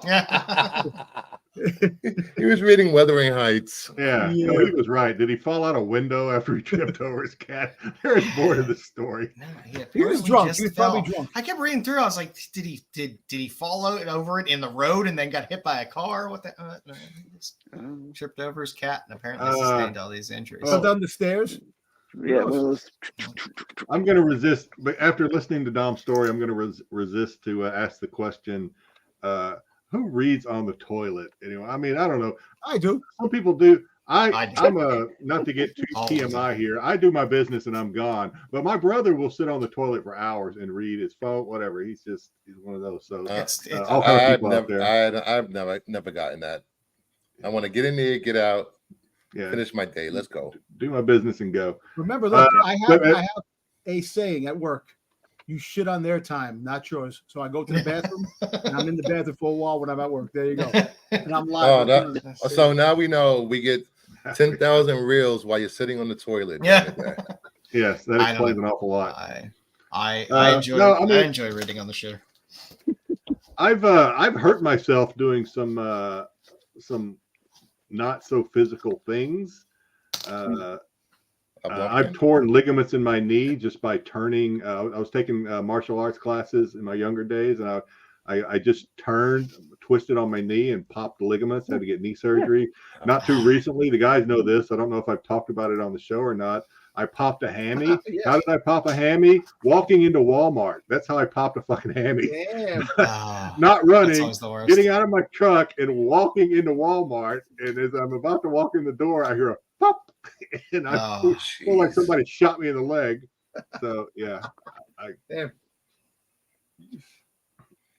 getting old sucks. This guy looks like he's old too. So yeah, I remember when I was in high school. We were coming down to DC for a field trip with our history teacher. Always great at the time. It was one of those non-bust field trips where a teacher and a chaperone just drive their cars and the kids pile in the cars. So we were heading down. He stopped halfway there to pick up a case of vodka, which I kind of thought was hilarious. But come on, kids, we're going to liquor store. Yeah, I don't know. The man had priorities. I'll give him that. Trying to liquor up the kids. But it's about a 4.5 hour drive from where I was, and I had to piss so bad, and I was stuck in the middle seat in the back and just crammed in between people, and I didn't want to say because I knew we were relatively close, within an hour. And I was like, I could just hold it. After a while, I was like, I need you to pull over because I have to piss. and went to the side of the road. And apparently I had to piss so bad that when I pissed, it was so relieving that I passed out on the side of the road and hit my head with my dick hanging out of my fly, just on the side of the road. So that was Did the teacher put it away for you? No, I put it away myself. Did a hitchhiker come pick you up? You were like hitchhiking, right? No, but that was rules of the road. That was embarrassing. So, Oh my God. yeah. At least that's what they told Joe when he woke up. You I were just. was like, I thought I put it away before I fell. Why is it out? That's how your wee got out, Joe. It wasn't anything else. It was just you passed out taking a piss. Hey Joe, do you remember somebody telling the teacher, "That's not how you give CPR. His mouth is up that way." Dub said it right. The thing is, for the field trip, he goes, "That was the." Yeah, I did go to an all males high school too. So there you go. Oh, nice. So yeah, that was a fun, embarrassing story of injury. Yeah, nobody likes waking up on the side of the road bleeding from the head because you passed out and having your dick hanging out of your pants. So what's taking them so long back there? Yeah, it was fun. Where's Joe? So now I've learned not Has to. anybody seen the Scoutmaster? He's pitched at a tent. It was very, very interesting. I still the funniest part of that whole trip was the teacher stopping and picking up a case of vodka. Well, The second we crossed the state line into Maryland from Pennsylvania, he stopped it because there's a liquor store right there. He's pulled That's one of those immediately into the liquor store, opened his trunk, went in, tossed the box of vodka. That's one of those things you could not get away with nowadays. Too many cell phones with cameras. That teacher would be plastered all over social media. Like teacher takes vodka. This was in the 90s, so it was a different time. It was a different time. It was Oh yeah. Right. get away. We used to be able to get away with a little bit more back then. I guess so. Oh, okay. Oh my God, I forgot about this. All right, this week on That's Not a Comic, sale of the week. Last week, a lot of the people in the chat, and it came from somewhere. I think it was the chat. It might have said, "Hey, what about shoes?" Okay, it's Brewster's fault. Well, Brewster should have done the freaking research on this because this is a freaking rabbit hole. This is a motherfucking rabbit hole right here. I told Joe when I sent him the slide, I said, this is the first and last time we talk about freaking sneakers or shoes. Because what'd you say, Joe? They're a weird breed. These They are a unique breed of collector. I mean, every collecting niche is very the people that collect are very card people. They're a different breed of humans. Sneakerheads are very different as well. I went into this and I didn't want to do the hey, let's go Google like Air Jordan sales. I thought that would be too easy. So I was looking at other things and quickly found out I didn't know what the hell I was looking for. And so I called up my resident expert, which is my oldest son. I'm like, hey, because my oldest son, he's a nice dresser. He's into clothes and stuff. I said, what shoes, should I look for that kind of go for like outrageous sums of money sometimes? And he gave me a couple. He said Google, or not Google, but on this web app that I use to search for these things. He said look for Nike Dunks. And I was like, okay. So I started off. Later found out it's Nike Dunk, not Dunks. But anyway, so I started looking at these things and from sales, and there's all kind of stuff out here. I picked some that I thought were outrageous. Take it with a grain of salt. Some of these seem crazy to me, and there is a huge differential between one sale and another. I found out just from doing a little research, it depends on the size of the shoe, matters big time when you're collecting shoes. I think the like a 10.5 to 12 is kind of the sweet spot. That's where the money is, I think. Bruce, let me know if I'm off. But Yeah, because real men anyway. have feet bigger than 10 a size 10. Yeah, Just saying. So, Sorry, so Styx. here's some that I found that are I'm either size 11. outrageous or I thought was interesting. You don't count.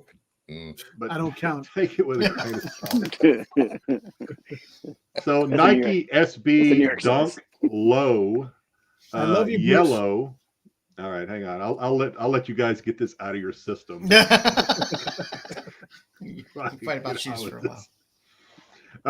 So Nike SB Dunk Low yellow, an 11.5, which is dead stock, which it means it was found in a storeroom or back room or something, I guess. Never been sold, I think is what it means. Sold on the secondary market. Best offer accepted, $46,750.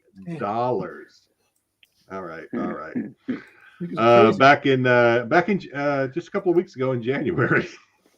So that's a crazy amount of. And I had my son on the phone when I was going through doing some of this research. I said, "Does that sound crazy?" He goes, "No, not for some sales, and some sales are just like that." Another dead stock, a 9 with 45 bids, sold for $23,000 back in mid-December. Jesus Christ. So nothing signed, nothing game worn, nothing anything. These are just shoes that. Now I will say, and talking to my son, he told me this too. A lot of these shoes are limited. In other words, they only made like 30 pair of these things. So you have to be on a list, like an email list, to know when these things are going up. And then a lot like Funkos, when you go to a con, there's a lottery that you have to be pulled from a lottery to buy these things. So just all kind of craziness out there. The second shoe on there is an SB Dunk Low Pro Freddy Krueger.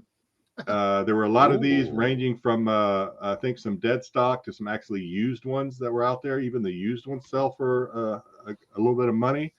A size 10 dead stock DS sold for just under $50,000 on a buy it now. Jesus back Christ. in late December. Did a little research on this Freddy Krueger. These were very there are several that were sold, so I don't know how limited it was, but they said the only thing that was produced was the mock-up prototypes. They were never actually put into mass production.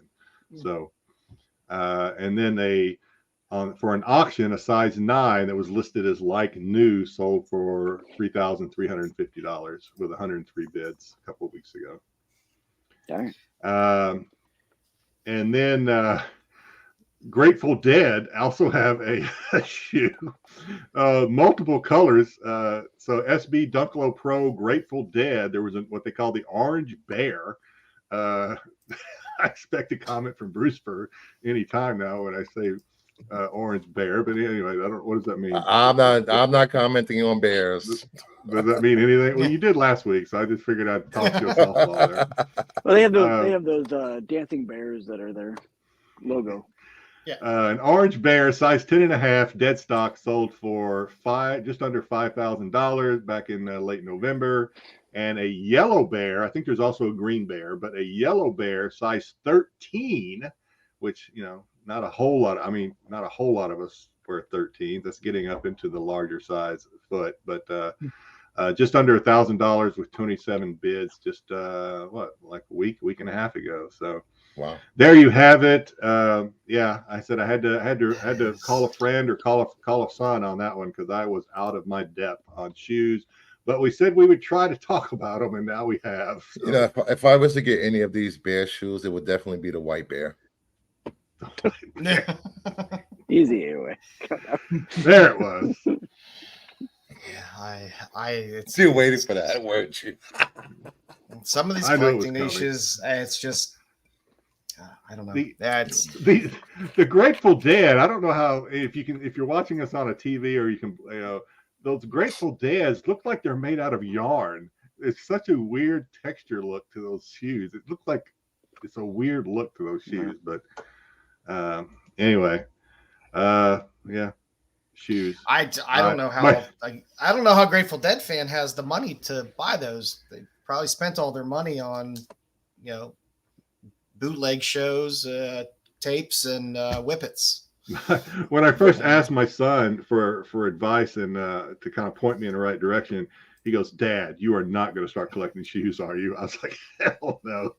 He goes, "Good." He goes, "That's you're not ready." No, You're not ready. one of my friends, between him and his wife, they had 250 pairs of freaking Nikes. It's insane. They have a room dedicated to their sneakers. You get the collecting Jones, you get the collecting Jones.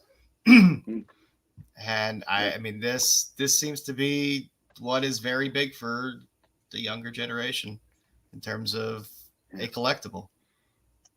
Granted, a lot of them are collecting all the shoes that we had as kids, but it's interesting. I mean, I was kind of when he said that, you got to win a lottery, you got to be on a call list.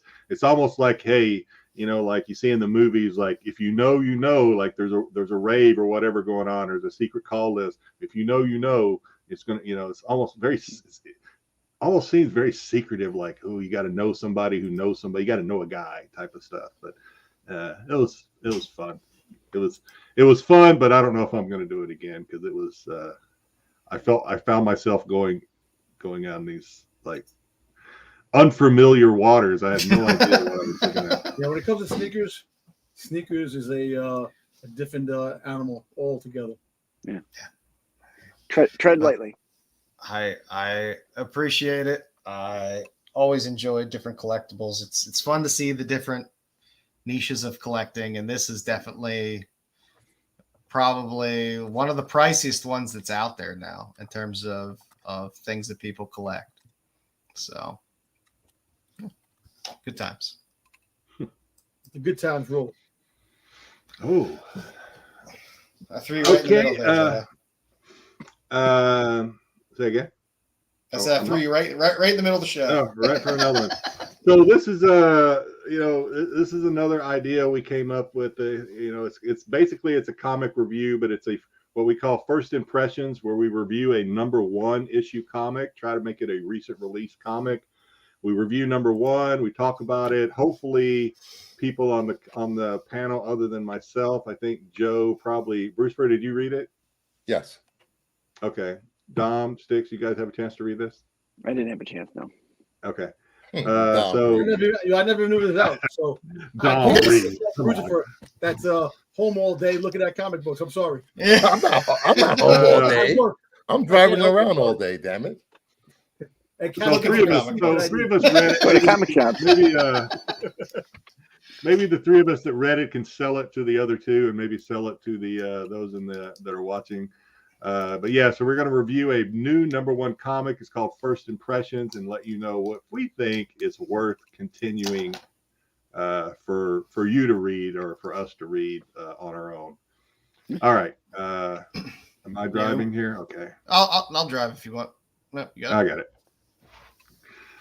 Basically, we start off. I think this arc anyway is called Delusional Behavior. We start off seeing this fella wake up in a hospital. Everybody is dead all around him.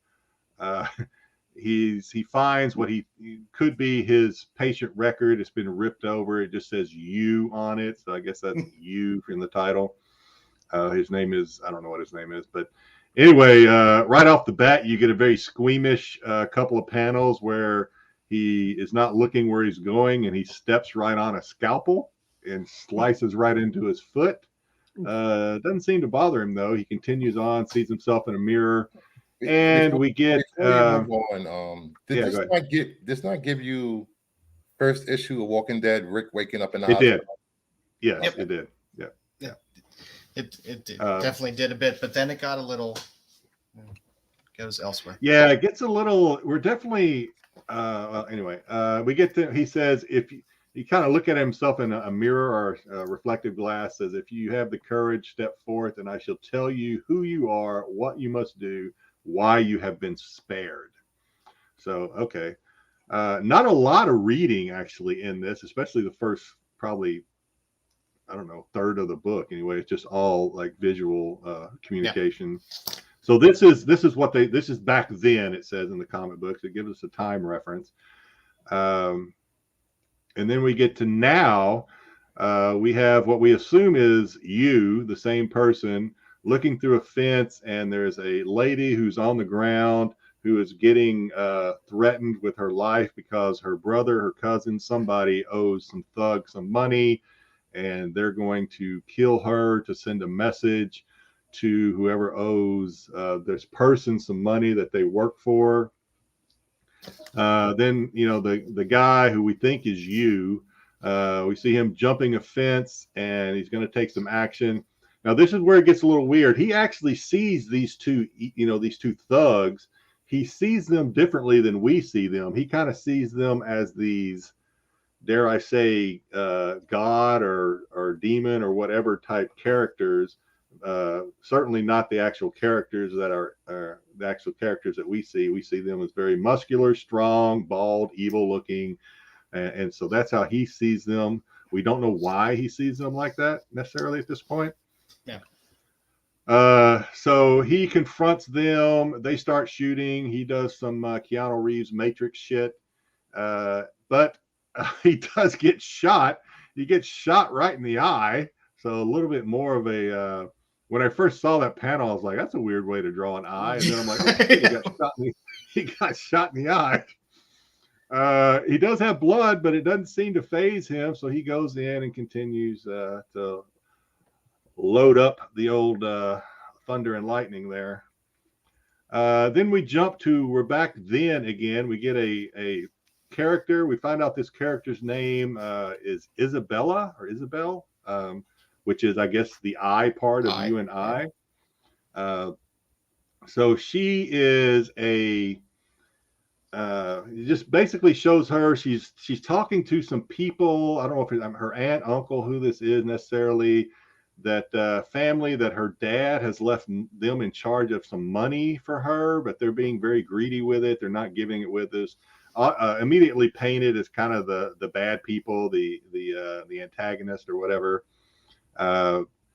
And so she's basically begging, saying that she needs money to live. She's living on the streets, etc., etc. And her cousin, I guess, is kind of sitting on the couch. She says, nearly everyone else who got sick with the big death came out with powers they could use to make money. You're not even a moth. So kind of gives us maybe an understanding that something happened. There was like some sort of worldwide pandemic or plague. It probably killed a lot of people, but if you survived, you have powers of some sort. But she does not have any power. This kind of reminded me of the Amazon. All right, here we go. I can't remember shit. The Amazon show, the show where the dad's son didn't have powers and he manifests powers later. It's on Amazon. Everybody loves it. Anyway, the superhero show on Amazon. Help! I don't know. Invincible. Thank you. Oh, yeah. You're welcome. Yeah, my bad. So yeah, it kind of reminded me. Sorry, I couldn't remember. It's like, what the hell is the name of the show? But yeah, so that kind of reminded me of this. Like, everyone else got these powers for some reason. She didn't. Will she manifest powers later? I don't know. We don't know yet. But basically, they tell her to get lost, and her cousin gives her the bird and says, "Get out of here." So now we're back to now. She's sleeping. She looks like an abandoned apartment or something. And she hears some noise. She wakes up. Some guys bust in the door. She runs. We see the evil guys looking down at her as she escapes down the fire escape and runs away with them chasing her. Back to the guy coming off the ropes. This is you. He's still kicking their ass over there, and lands a nice elbow to the guy's optical socket, and basically saves the girl. Asks her, do you have any money? No. So he basically robs the people and gives them money. And you can see he sees her differently than we do too. He sees her as kind of a innocent character, not the beat up worn out looking chick that we see in real life. But and it's drawn in a completely different style as well. Yeah, drawn completely different, almost elf-like. And then we get what we think is what I thought initially was the closing scene where he's kind of standing there very triumphantly, but nope, some guy pulls up and just unloads a machine gun all in him, riddles him with bullets, and we see him laying there in his own blood. And then Isabella comes and we see a shadow form and her standing over him, and that's where it ends. Oops. All right. So that is the review. Sorry, I couldn't remember the name, but of Invincible. Thank you, 00. But, yeah, what do you guys think? Is this something worth to continue reading? It was an easy read. I know. I think we all wanted one hand for this week, but it wasn't available digitally this week. So this was a last minute contender. It went by really fast. I started reading it and I was like, oh, I don't know if I'm going to like this. But then there's, like I said, there's barely any dialogue. So I flew through it and I'm like, oh, okay, I'm done with it now. I'm interested to see where it goes. I don't know if I'll pick up a paper copy of it, but I think Bruce, I don't know what you thought. I think if I can remember, which is difficult for me sometimes, if I can remember, I will keep reading this because I'm kind of curious what is causing all of this to happen. Is this kind of like, this comic reminds me of a lot of other comics that I've read, we talked about the show Invincible. Bruce brought up Walking Dead. It also kind of reminds me of a show called The Beauty, where people. I love that comic, The Beauty. If you're not reading that, it's an older comic, but it's a great comic where people get sick and then they wake up heroes. So I don't know. I will keep reading this. If I don't forget, I will keep reading this because I'm kind of curious. And I think this is a six issue arc, if I remember right, that we're looking at. Yeah, I think so. If I'm not mistaken, there's a series before this that ties into this. Oh, really? Yeah, I believe it does come from a larger universe. So I think that's maybe why a lot of the stuff in this book, it felt like it was established somewhere else, and that's why.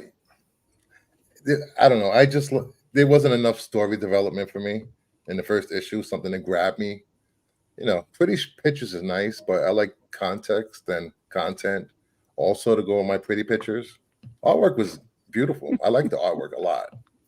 Yeah, the artwork, good artwork. was pretty nice. Not a lot to read. Like I said, not a lot of dialogue. Yeah. There was enough to hook me. Now, again, not everything is for everybody. I think there was enough to hook me into probably trying to read this, if I remember, trying to read the second issue when it comes out. Yeah, like I said, I won't be picking it up in print, but I'll. If it's as easy to read as the first one, it's like, fine. This is like super easy. I think I was through this thing in less than 5 minutes, and I'm not even a reader. If I see it laying around online, I'll read the second issue to see what happens. But I want to actually go back to see what series it references and actually read the series that this is a spinoff of. Yeah, because I do want to know if these characters are established or whether just the universe is established. Part of a bigger universe. Yeah, that's good to know. I didn't know that. But yeah, that was so listen, this is an interesting book. I can see myself reading it, and next week we can have a segment called Tom, read it, damn it. You just want a segment that you're going to do nothing for. Yeah. Like I said, let me see here and look. I'm Dom. This show. Let me see. I got time. Let me see. Time is not on my side because I'm busy. Busy. You got time to post 15,000 reels. You spend half the day in the toilet. Hey, you just told us that. I'm at work. Read your comics. Yeah. Read your comics on your phone. Come on the phone, man. I got other shit on the phone when I look at it. Sitting down reading comics. Oh, I know what you're doing. Oh, never mind. No, see, get your head out of the gutter. All right. I think my favorite segment is up next. Ooh. Oh, Jesus. Yeah. Here we go. I'm gonna add multiple title bars for this every week we do it, just to. Hey, how'd you get my picture? All right, let me throw it up there for you, Styx. Thank you. Is that Vita Vita Benjamin? Oh, Is that the one you need up there, or the other one? Hey, we're seeing the answers though. We can see the answers at the bottom. Yeah. I'm trying to make it bigger. There we go. Damn, you guys more prepared than SNS. Come on, man. We're never Well-oiled machine here. Well-oiled machine. There we go. All right. I'm waiting for it to load. We up. thought having Styx on, way back when we thought having Styx on would bring some of that professionalism over from SNS, but it hasn't happened yet. It hasn't happened. He's worse than Lopez. There we go. All right, there we go. All right. This week is Poison Ivy trivia. Let's see how we do. Is that Poison Ivy from Cat in a Hat? No. No, that's a valid Poison Ivy. That's a really that's a valid cover? Yeah. No, Really? listen, I like those weed plants around her. Stop. Let's begin. Let's Press let forward to the begin. fun begin. Yep, here we go. This is where the fun begins. All right, question number 1. Poison Ivy. Where to begin? All right, I'll give you a second. This is like riding a roller coaster. You're sitting there waiting for the car to move, and then when it moves, you're like doing things. It's like riding a roller coaster where it never goes down. It's just constantly it's always actually going up. Trying to It's teach always someone how going to drive, and they keep stepping on the brake as you're driving. So one of those driver's ed cars. Yeah. right. Poison Ivy was created because of what? A, gardening show popularity. B, the need for female villains. C, a rise in poison ivy outbreaks.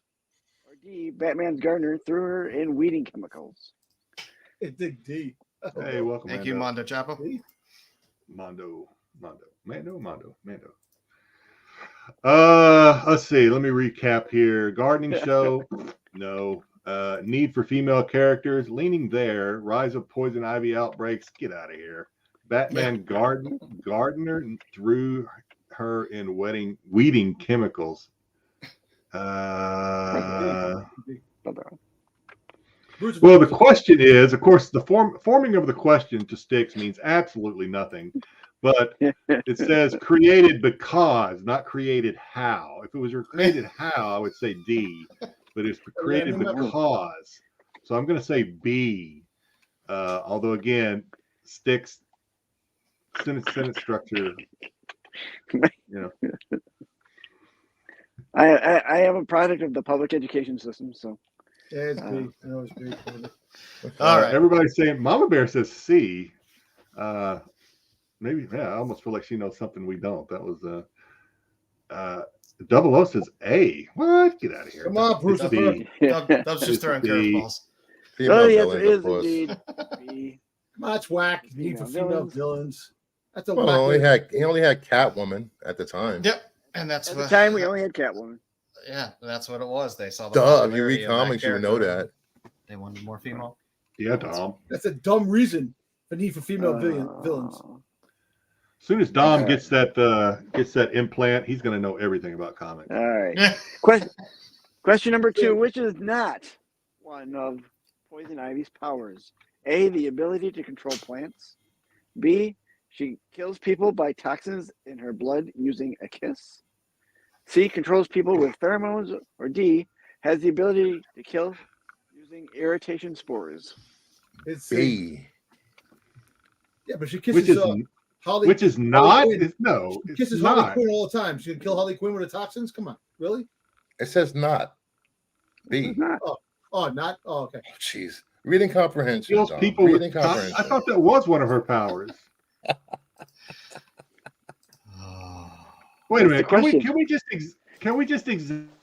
can handle things. I'm smart. Not like everybody says. Like dumb, I'm smart, and I want respect. Poor Fredo. Calm down, Dom.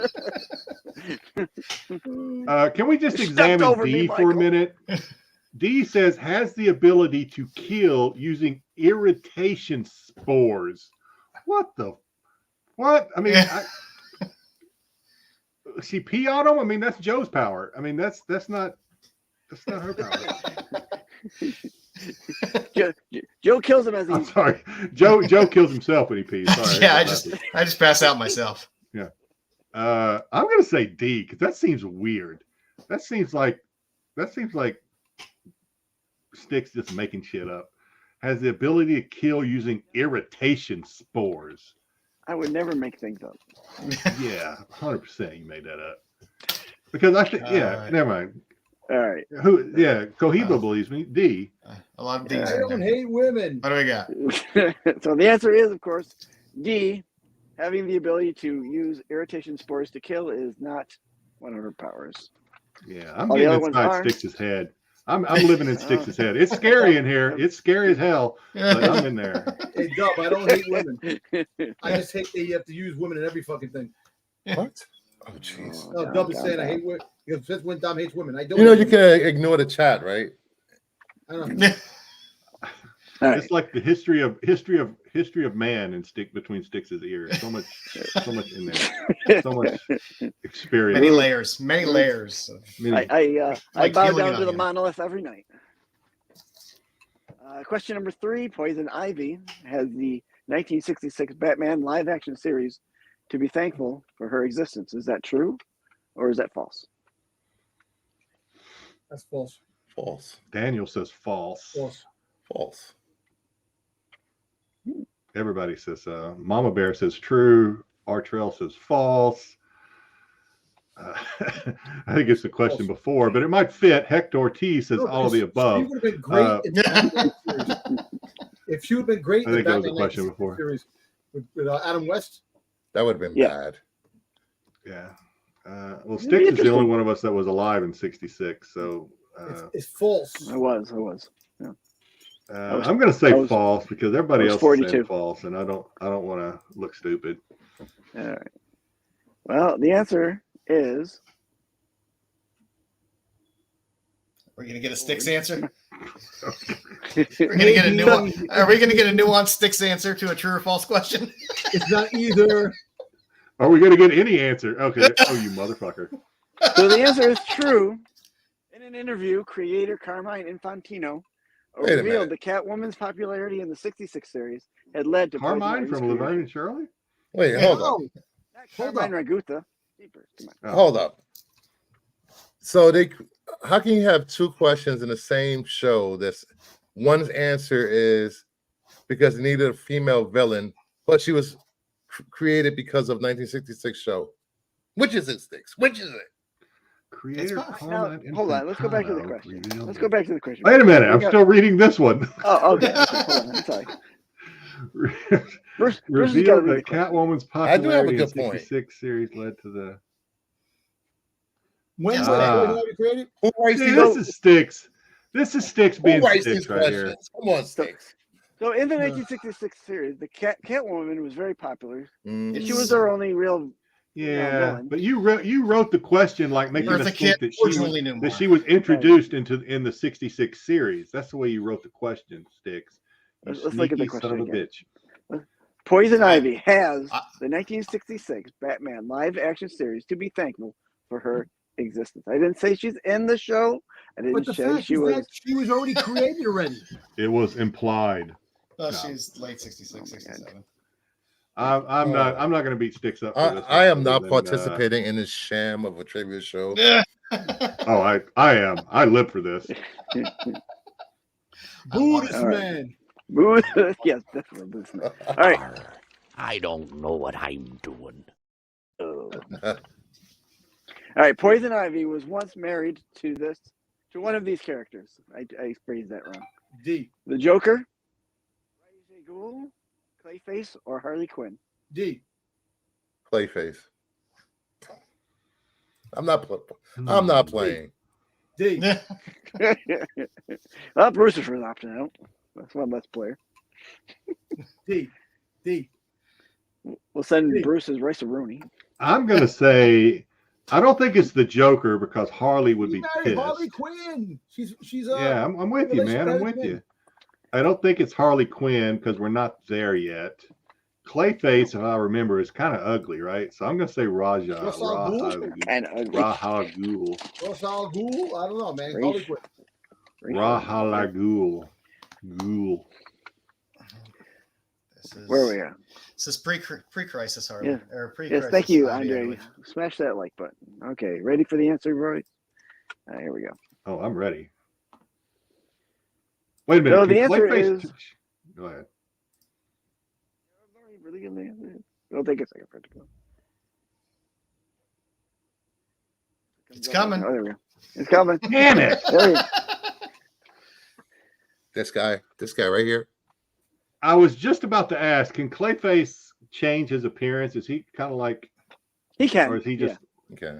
Let's see if I've done that. And for people that said Harley, she's only married Harley in the Injustice universe. Just saying. Mama Bear got it. I should have listened. I should have listened to Mama Bear. Damn it. Mama Bear's been doing pretty good. She's killing it. All right, let's go to that penultimate question here. Question number 5. I'll wait for it to come up on my phone screen. All right. What was the one? I thought B said testicles for a minute. I ain't gonna lie.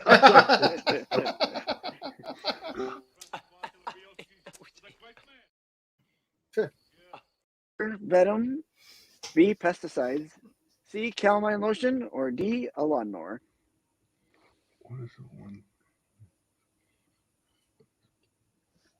These questions. Like D. What is the only thing? I don't think he needed the word one there. I think he could have just said, "What is the only thing?" I don't think Yeah, he what did was the that. other thing? Is it A, the Joker's Venom? That can stop poison Or ivy. B, I can't tell you. That's Joker's testicles. No. It's just no, testicles. Joker's test. Yeah, well, Joker's venom. I didn't know the I hear Joker that. had venom. Might be I hear they're Pesticides. choking hazard. Calamine lotion? Come on, man. Calamine lotion.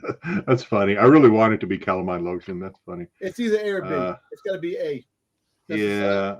Give me pesticides. I'm going to say B. I'm going to say pesticides. I don't know. What is What Mama Bear Bimom? said. What is Bimom? V-mom. Venom. What's Joker Bimom. It's A. Again, I blame my public education. I went to public school. Damn it. PS 120 in Queens. Brooklyn Tech. It stinks. I went to Tech. No, I didn't. That was fun. Joe's pulling out Of all the course. gadgets for this one. Oh my God. Are you serious? The only thing to use against poison ivy is calamine lotion. You're That You welcome. know what? You're such a Great story. Compelling and rich. You know what? I blame myself for not getting that. Do you remember, Joe? You remember when we were making the thumbnails, and Styx Boy said, "Why don't you put some calamine lotion on the thumbnail?" You remember that? I blame myself for missing that one. I should have known. Boom. Man. That is dumb. Retarded. I don't know shit about fuck. I say the R word, Dom. All right. Thank A you. tard. A tard. Thank you. Thank you, as always, Styx. Welcome back to Politically Incorrect with Dom. Always enjoy. Can we not say that word anymore? No, I don't think we're allowed to say it anymore. No. Oh, okay. please. But well, we can You- say whatever you- the hell we you want to get- say. You get demonetized on YouTube for that word. Are you serious? Wow. Okay. Yeah, you can. There's certain words you can't say. The R word, the I You can't word, say anything. If you the say P anything, you get in word. trouble. Well, There's what, rules and what if regulations I, everywhere. what if I want clothes that won't catch fire? What am I supposed to call them? Fire resistant. Yeah. So we got Poison Ivy tonight. Oh, that's such a sexy. Thank you for warming up the room, Sticks, with your wonderful You're welcome. trivia. You're welcome. I'm here all night. What are you talking about warming up the room? Tip your waiter. The room is ice cold. Like I'm So, sitting I on a figure- freaking ice box here. I'm pretty I sure figured- Jedi's blood warmed up a little bit. So I figured I we blame myself. go through some Poison Ivy Jedi does covers look a little flush. and I get so excited, and then See, there. Look at Dub said, there you go. Pull the rug right from under you. exactly. I don't want to catch fire, Dubs. Oh my! So I figured we'd look at some fun Ivy covers and follow her path from the late '60s up until today. She first appeared in Batman 181. You get her on the splash page, which is nice when they introduce a new character and you get them on the splash page when you open the book. So you get cover. Hate this cover so much. I really because she looks like a 50-year-old house marm on the cover. No one talks about the Green Robin's Giant. face. Look at Robin's face. Come on, They both want a piece of that. No, but the way he looks. Why did she get Peter Pan's shadow? I mean, look at Robin can't even face someone when he's punching him. He wants a piece of that. He's punching while he's running. It's something. Yeah. But you get your Ivy introduction in your late '60s, and then you just kind of get pieces. You don't really get a ton of Ivy through the '70s. You just kind of get little pieces here and there. She'll show up in Batman issue, Superman's girlfriend Lois Lane. She'll show up in a couple. You can see her where she's on the cover there. There you go. She makes it on the cover there. She was a member of the Injustice Gang of the World, which I always liked as a bad guy group. It was just a hilarious name to me. It was very, very 60s, 70s campy kind of name for a group of bad guys. She continued within there. She showed up in the supervillains books as well. She didn't get a lot of cover work in the 70s either. You got her peeking in there on the supervillains on the far right, which is from 1977. I love that Justice League cover. It is a good cover, but you really don't get a ton of her. You'll get her in a lot of side stories sometimes through the 70s, because remember, a lot of these books, the Justice League and the Giants and stuff like that, you would have 2 or 3, sometimes 4 stories within there. So a lot of times you might get her relegated to a 3rd story in the book. They weren't a lot of times the title stories that you would get a cover for. Oh, excuse me. Damn. You started to get a little more information about her. They leaked out a little more about her background. And you kind of have, I guess the way it's broken up, you kind of have a pre-crisis DC Crisis Ivy. You kind of have a post-crisis DC Ivy. Then you have a New 52 Ivy and a Rebirth Ivy. The New 52 and Rebirth Ivy, pretty much the same. But they go into her and use her more as a character later in DC history than they really did in a lot of the early stuff. In a lot of the early stuff, she was really kind of a BC level villain that would pop up until they got into the 80s. Once you started to get to the 80s, you started to have more larger story arcs with her. This Batman story arc is a nice little arc with some kind of some of the first really Ivy centric covers that you really started to get. And she always kind of played kind of the sex trap with Batman. And there was early on, there was always kind of a bit of a hint of relationship or sexual chemistry between Ivy and Batman as well. But, not only did she,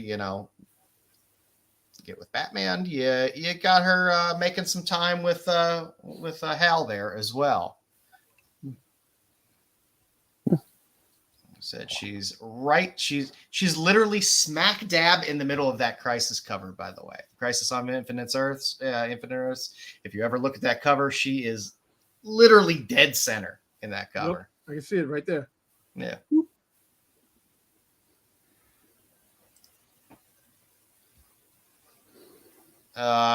This was a fun one because she showed up on the back of the book, which was kind of nice. Which was a Batman Green Arrow book. That was a good story.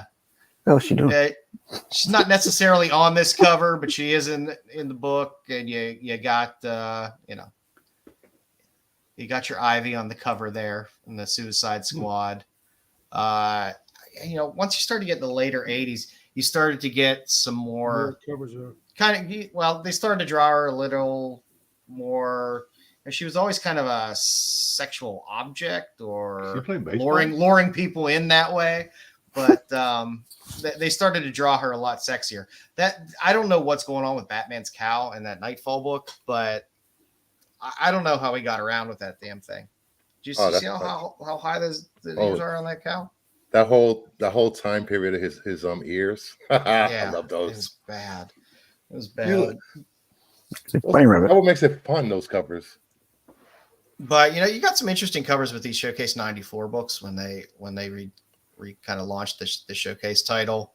Mm-hmm. I love the Ivy playing baseball. And a little fact about those Showcase 94s, there are DCU variants of those out there. Well, that is definitely good to know. Because I know there's all you DCU chasers out there. No, it's just Brucifer. Just Brucifer. Yeah, what are you talking about? I lost a very rare DCU variant this past 24 hours. Somebody beat me to it. Why? Bastard. Where they beat you in the auction? Yeah. You gotta outbid them by putting an outrageous price. I did put an outrageous price. I put $425. No, Brucifer, don't you know how auctions work? You have to outbid the other person. Yeah, I know. $1,000, they wouldn't have caught up. You would have got it for the last bid that somebody else put. That was it. You would have got it. And speaking That's of your DCU, fault. that Wonder Woman 95, yes. I need that in a DCU variant. Damn it. I need it plain because DC 95 and 94 are Brian Bolin covers. One of my favorite artists whose run on Wonder Woman and Animal Man was phenomenal in terms of the covers. So if anybody in the audience has that Wonder Woman 95 in a DCU, hit me up on Instagram. I believe you get her origin in Shadow of the Bat Year 1 as well. So you get a lot of background about Ivy in there. So, I mean, kind of have to wait a while for some deeper background on Ivy, but that Year 1 Shadow of the Bat, number 3, is ripe for Ivy information if you're looking for early Ivy background information. Yeah, I know you have this one in DCU, the Shadow of the Bat, don't you? The first one. I have both of them. Yeah. In DCU. Yeah, she got a flat ass, man. She suffers from Nesotol, man. No. Bounce a quarter off that son of a bitch. I love that cover, but that face has to go. It is a rough face, but then again, we have to remember this time frame. We're talking late 80s. You either got some really cool stuff or got some hurting stuff. The Batman Poison Ivy book, that's rough looking. That's a rough looking face on Ivy for Ivy. Hard times. Yeah. That's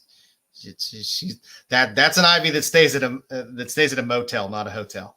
That's hooking ain't easy. Oh, jeez. Like I said, again, throughout the 80s, 90s, you had some really cool. Going back and looking through these again, I forgot about a lot of these late 80s, early 90 covers. But there are some winners in there that are some fun covers if you're an Ivy fan. Yeah, but that first Catwoman cover, boobies galore, man. Poison Ivy got boobs, and Catwoman got boobs. Yeah, Catwoman's gonna hurt Ivy if she falls the wrong way. Hey, you have a milk. You could make a smoothie. You got the milk. You got the greens. What? What the hell? What? I was going to comment on the placement of that that little subtitle on that middle one. It's kind of weird, covering up his genitalia. Once you really started to get Harley with Ivy, the character really started to get used, I think, a lot more. These Dodson covers are good as well on the Harley Quinn series. She definitely started to be drawn more sexually and a lot more playful at times in her covers than in the past. Is that a Dodson cover? Those Harley Quinns 3 and 4, I believe, are Dodson covers. Yeah. Yeah. I love the Bizarro. I love Bizarro covers in general. Then of course you have Hush. Jim Lee, that's a great cover. Some people love this cover. Some people hate this cover. I don't know. I always liked it. It's a cool Poison Ivy. They've made figures of that Ivy figure, action figures and stuff like that. So there's definitely been some fun covers, and this is the era that really starts it out with really having some more fun Ivy and Harley covers. I enjoy the Batgirl cover as well. It's nice. You had a full run of this Batman Gotham Knights series was nice. It was a nice run of covers for her, where you basically had a very, very Ivy centric storyline, great Ivy covers across the board, and the one with her reflection in the hypodermic is just kind of a cool cover as well. Very cool. Great series, Gotham City Sirens. You have some great covers out of that in general. That damn freaking Harley Quinn got a booty, man. Nice and tweet. But yeah, the Siren series was a lot of fun, and you did get some winners in that series in general. Where you had Ivy kind of coming in and being pulled in, and then kind of going her separate way. She was also brought into Birds of Prey. This is where I believe she betrays them. I forget who brings her in. I think Black Canary brings her into Birds of Prey, and then she ends up basically betraying the group because she's Ivy. Who's Ivy? She has her. Perry?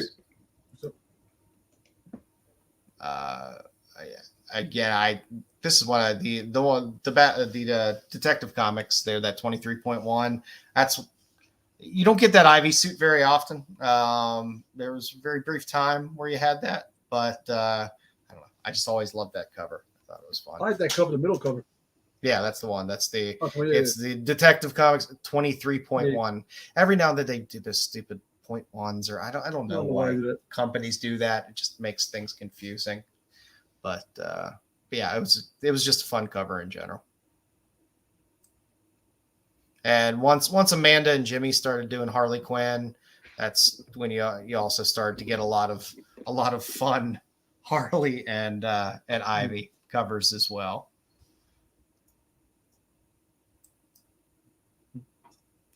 She did have her kind of first series, that Poison Ivy Cycle of Life and Death. That I guess would have been really kind of one of her first self-titled series. Yeah, it was a mini series, but it was still a series. You got another, I believe that was Dodson cover there on number 1 as well. She did make some appearances in Batgirl and Trinity. You saw her the most, though, I believe, in Harley Quinn, and some of the best covers are out of that run. Also one of my favorite kind of just 3 sets of of Ivy covers is in this run of All-Star Batman.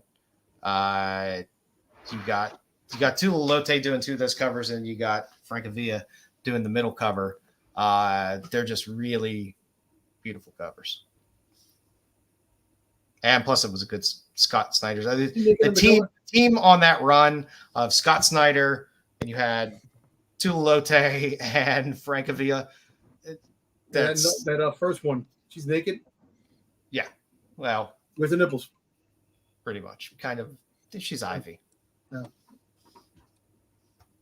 Someone rubbed calamine lotion on them, and they went away. Exactly. Somebody cut the weeds. She had some spores, irritation spores. I thought Styx tripped over a cat.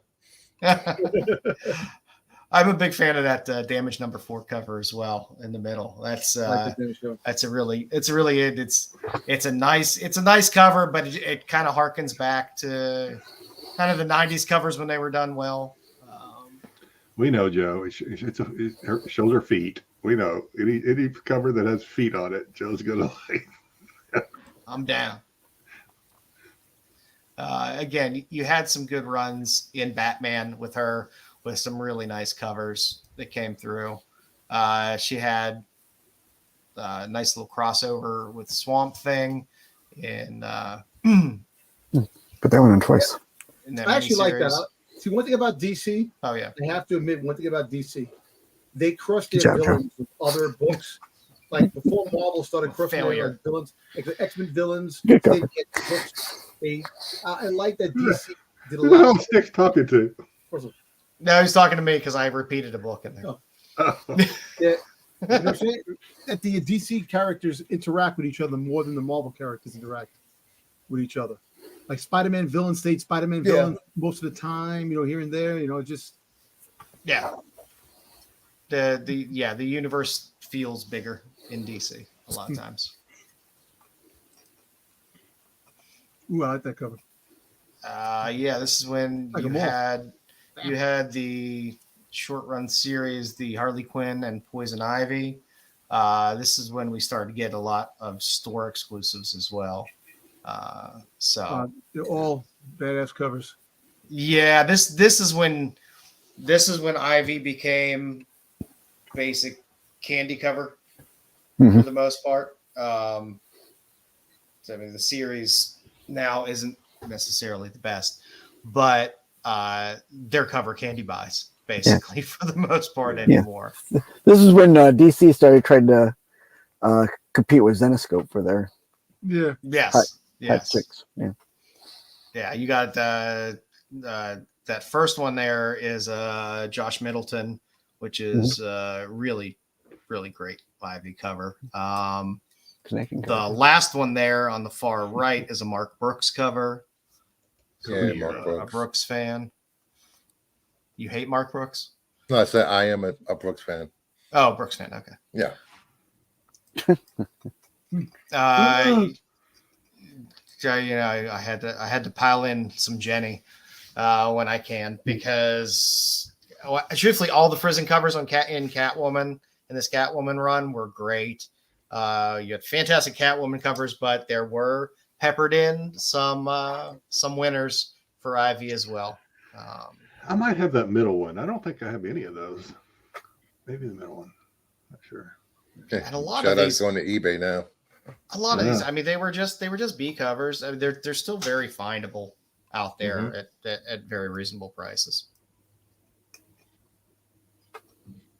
And then you started to get the current running series that is out there.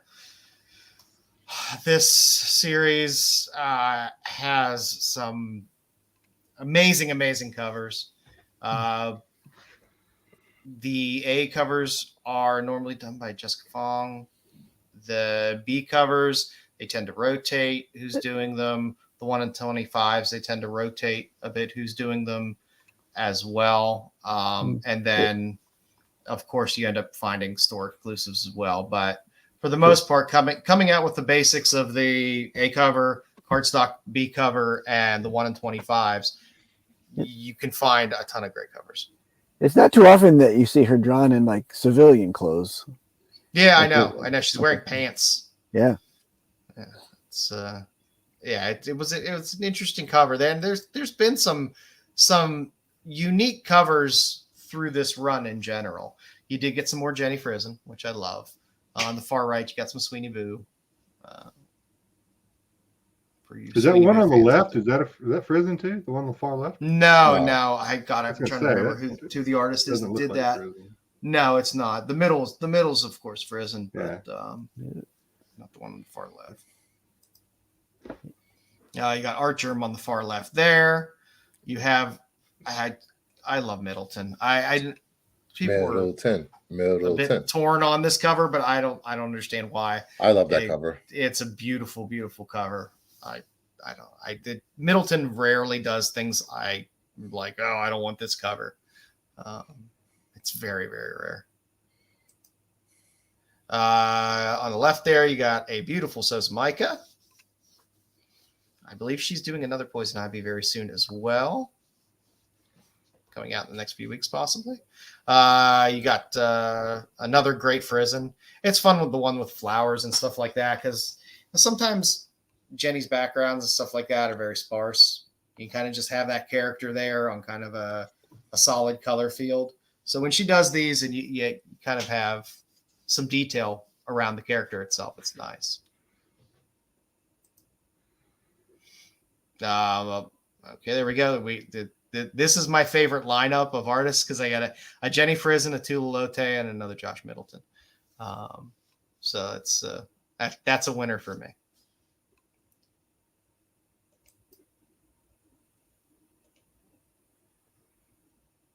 And of course, more Jenny because Frison, Middleton. That's Middleton. Okay. Yeah.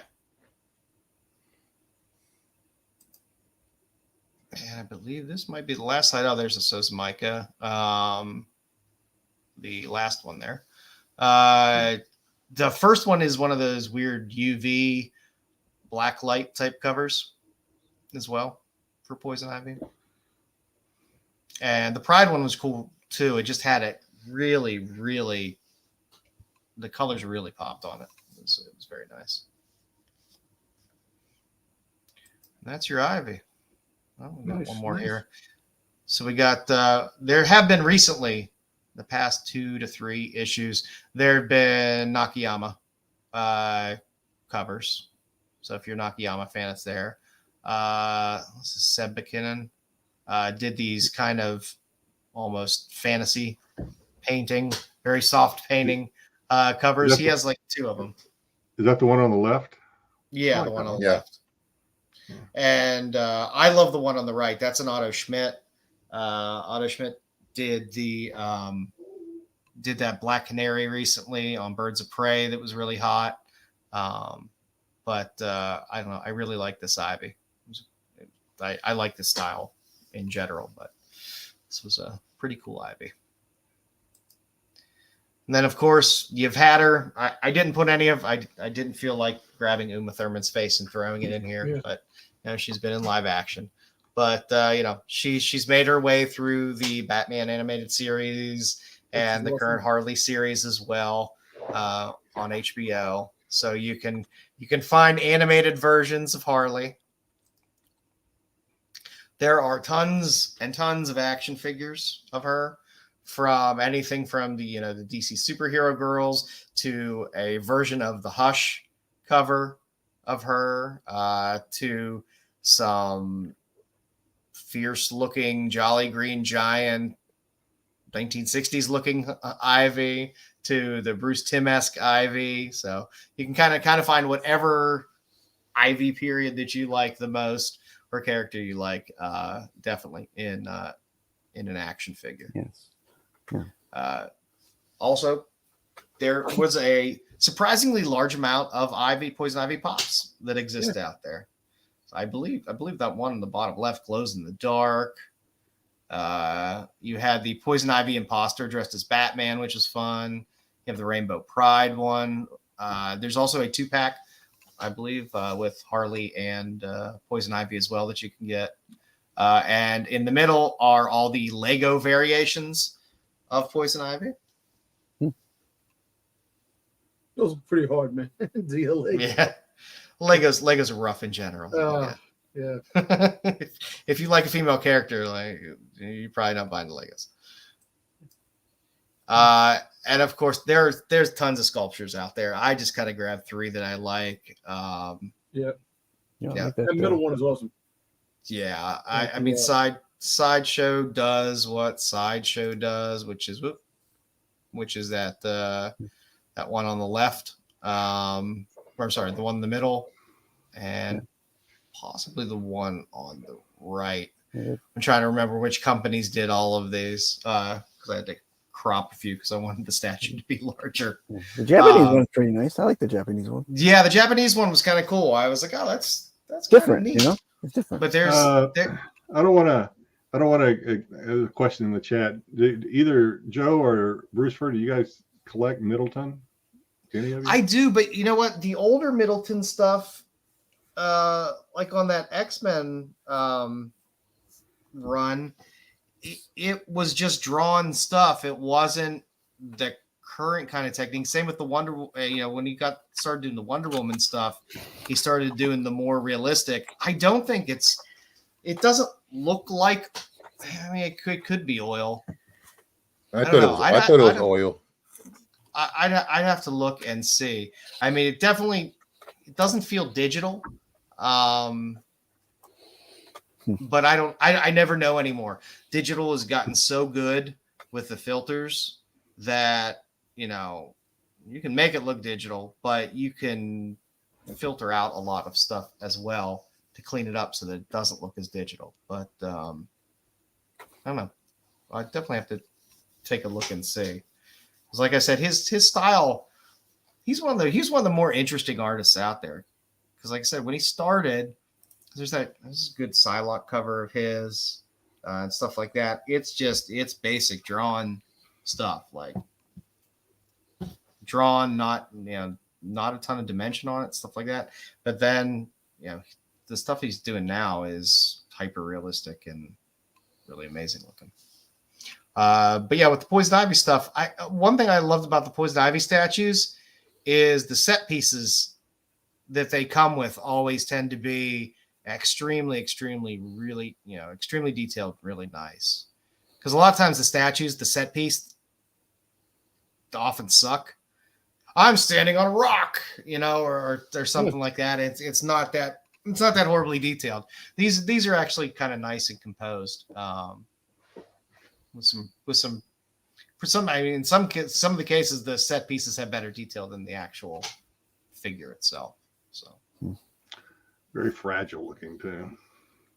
Yeah. Yeah. I don't know. I don't buy statues because I'm a grown ass man. I buy statues. I buy statues. I like statues. All right. So there's your Poison Ivy. Yay. Thank you, Joe. Well, for the lucky 31 people that stuck around for the end of the last segment, this ought to be fun. So for fun, yeah, for the last segment, simple question. You can choose. You're stuck on a desert island. You can take 5 albums with you. Was it a simple question? I think it's a simple question because two members of this panel can't follow directions. Me, and I won, and I'll tell you because it's hard to get 5 albums. Because first of all, some people, Lucifer takes an album that he never heard of to put it on his thing. Are you? Yo, listen, I'm sorry. Early bird gets you out of your mind. I keep telling you I'm not that. out of my mind. My mind is out of someplace, but it's there. Styx thinks he deserves a mention. Hey, I just threw that in there just in case you were looking for an honorable mention. Yeah. Like I'm Styx. I get an honorable mention.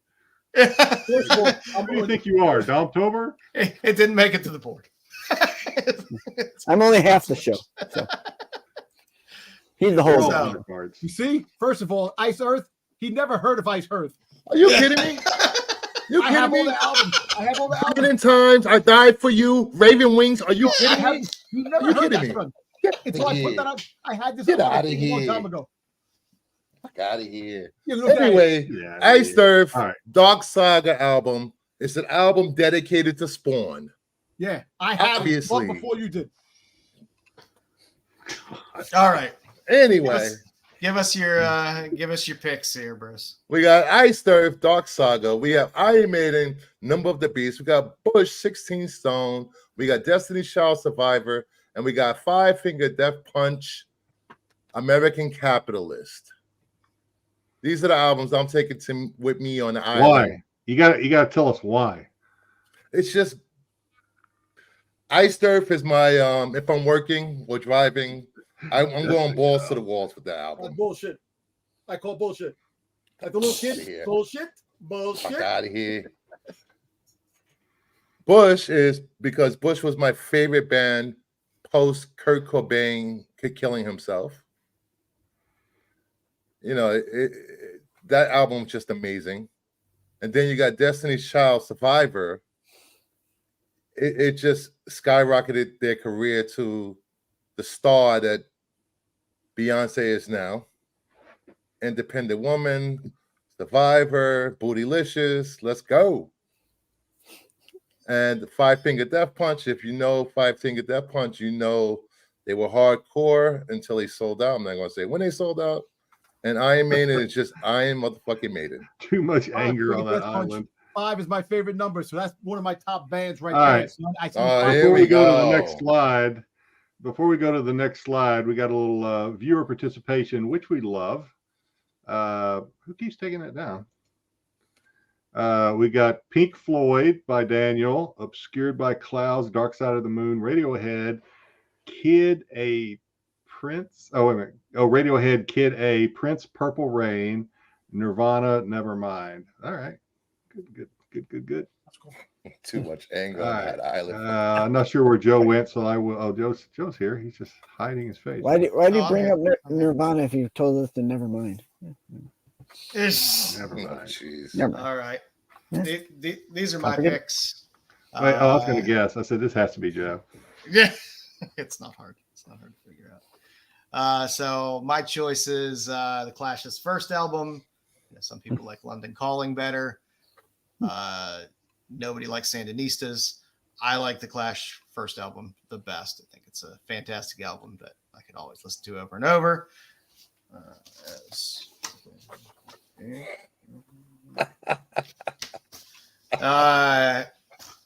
Second album, Devo. Are we not? That's always a good question. Devo is one of the most underrated bands of the 70s. Fantastic post-punk band. Their early stuff is amazing. All of the musicians are fantastic. 90% of the shows you probably watch are scored by Mark Mothersbaugh from Devo. He does more musical scores than most people understand in TV and movies now. So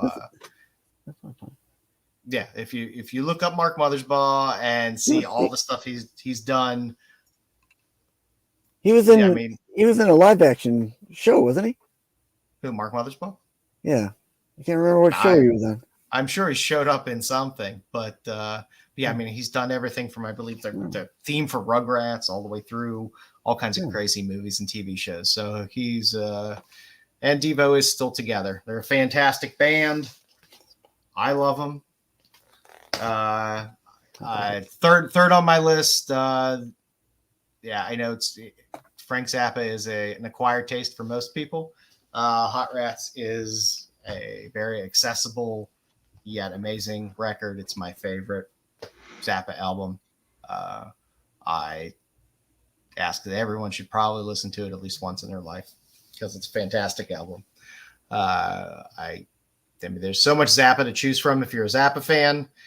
If you don't like Zappa, then you won't like any Zappa probably. Zappa is definitely an acquired taste, but Hot Rats is one of the best albums ever put together. We don't ask too many questions, Mama Bear, when these when these categories are thrown at us. We just got to go with it.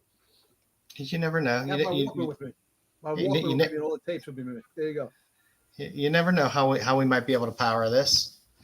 Fourth on my list, Bob Dylan, Blood on the Tracks. Great Dylan album. It's after he got in his accident and came back and put together one hell of an album. It's my perfect period of Dylan.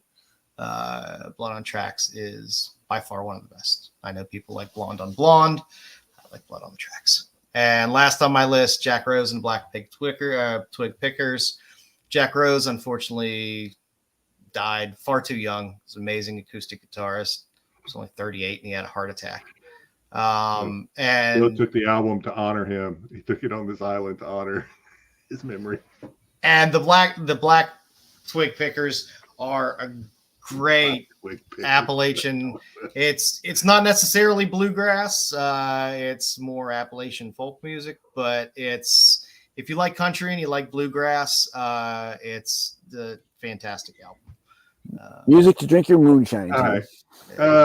Before we go to the next, we have some more viewer participation. We love it. Hector, we were told we could not use box sets, but that rule doesn't apply to you. Yes, you're free. Hector You're free to take box sets. Beatles, The Who, 60s box set, 80s box set, Van Halen's greatest hits. Good call. Does that include Van Hagar and Van Halen? Hagar is the best Van Halen. No. Terry says, no doubt, Tragic Kingdom, Blood Parade, State of Trance, Leonard Skinner. I like some Skinner. Good and Gold, Gold and Platinum. The Distillers, Coil Fang and Guano Apes. Okay, I'm sorry. The Distillers, Coral Fang and Guano Apes. Don't give me names. Okay, cool. Appreciate that. Let's call them the Distillers. I haven't heard the Distillers for a long time. It's a great band. All right, who's next? You want me to do it?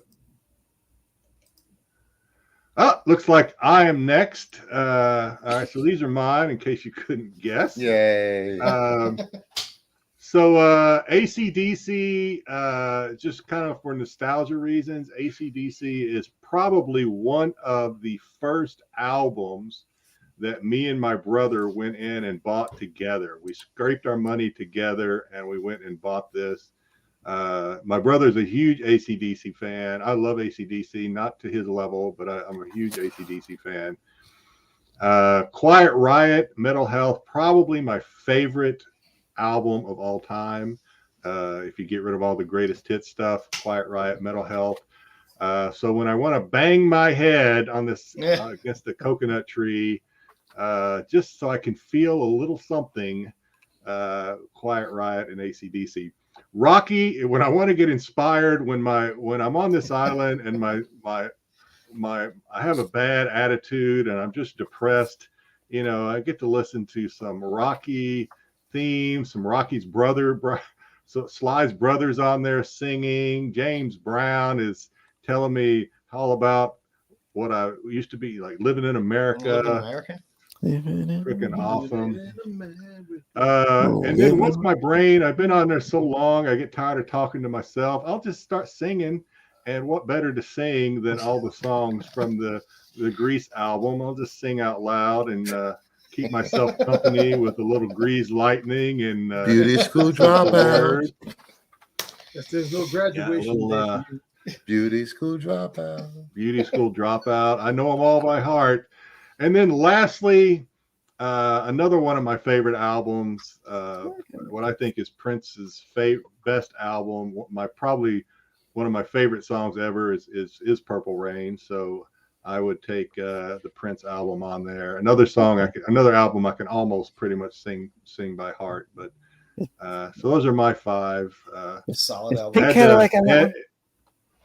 Huh? Is Pink Cadillac on that one? You mean Little Red Corvette? Little Red Corvette. Yeah. Big slick black Cadillac. Battery full. What? Slick black Cadillac, yeah. Is that what you're talking about? You said pink Cadillac. I think that's Aretha Franklin or somebody. Yeah. Yes. Whichever one. Is that one on that one? I like that one. Slick black Cadillac is on Metal Health, yeah. Okay. All right. Slick black Cadillac. Guess whose this is? Lucifer's. Brucifer's doesn't know any of these people. No, I don't know. Yeah. He probably does. So for my 5 albums, I picked Doctor Who soundtrack because I like listening to a lot of instrumental stuff, and of course I'm a huge Whovian, so I would pick this one. They do that in a picture vinyl as well, by the way. Yeah, I can. Oh, you have picture vinyl? Let me show you here. Hold on, let me grab it. I got it right here. You know, and you wonder how we're gonna play these albums on a desert island? Just go back and watch Gilligan's Island. There was a bike. There was a string, a rope. Couldn't fix a friggin' hole in the side boat 2 foot full to make a fucking radio. So nice. This one's the variant. This one's got William Hartnell on the opposite side that he should be. Oh, nice. Swap. So, yeah, I mean, if Styx can get internet, then I get that. Then we can. I think we can play an album on Desert Island. Of course, I'd have to hope there was a record player on this island. But anyway, next I picked Weird Al. Huge Weird Al fan. I picked his greatest hits because you can only have one. You might as well have his greatest hits. When I think of Weird Al, I usually think of Styx. Yeah. Oh, good. I'm happy with that. So, for the third, I picked Queen's greatest hits. Now, this is a compilation of 1, 2, and 3 of the greatest hits for Queen, and they got a lot of great hits. So it's well worth. They took off Big Bottom Girls. They took that off the greatest hits album. You know that. Oh, they did. It was a children's album. They took that off a children's album down. Get the story right next time. Just say it. It's okay. They still make the rock and roll go around. It's okay. Yeah. They took it off that Captain Kangaroo. I read half a title and I know everything. Dog. And of course, I picked Styx greatest hits. Okay, I can't go anywhere without my Styx. I didn't know you were an artist like that. Yeah. And for recent music, I really like Linkin Park, so I picked their recent music. Yeah. That album's what, like 20 years old for recent music. Recent. I was 115 when this album came out. It's all blurred. I really like the newfangled harpsichord that's out there. Styx is the modern day blurs into the next. buttons. I heard that viola is really impressive. So yeah, those are my 5 albums. King Biscuit Flower. I love King Biscuit Flower. You said Styx used to date Martha Washington? What? Jesus Christ.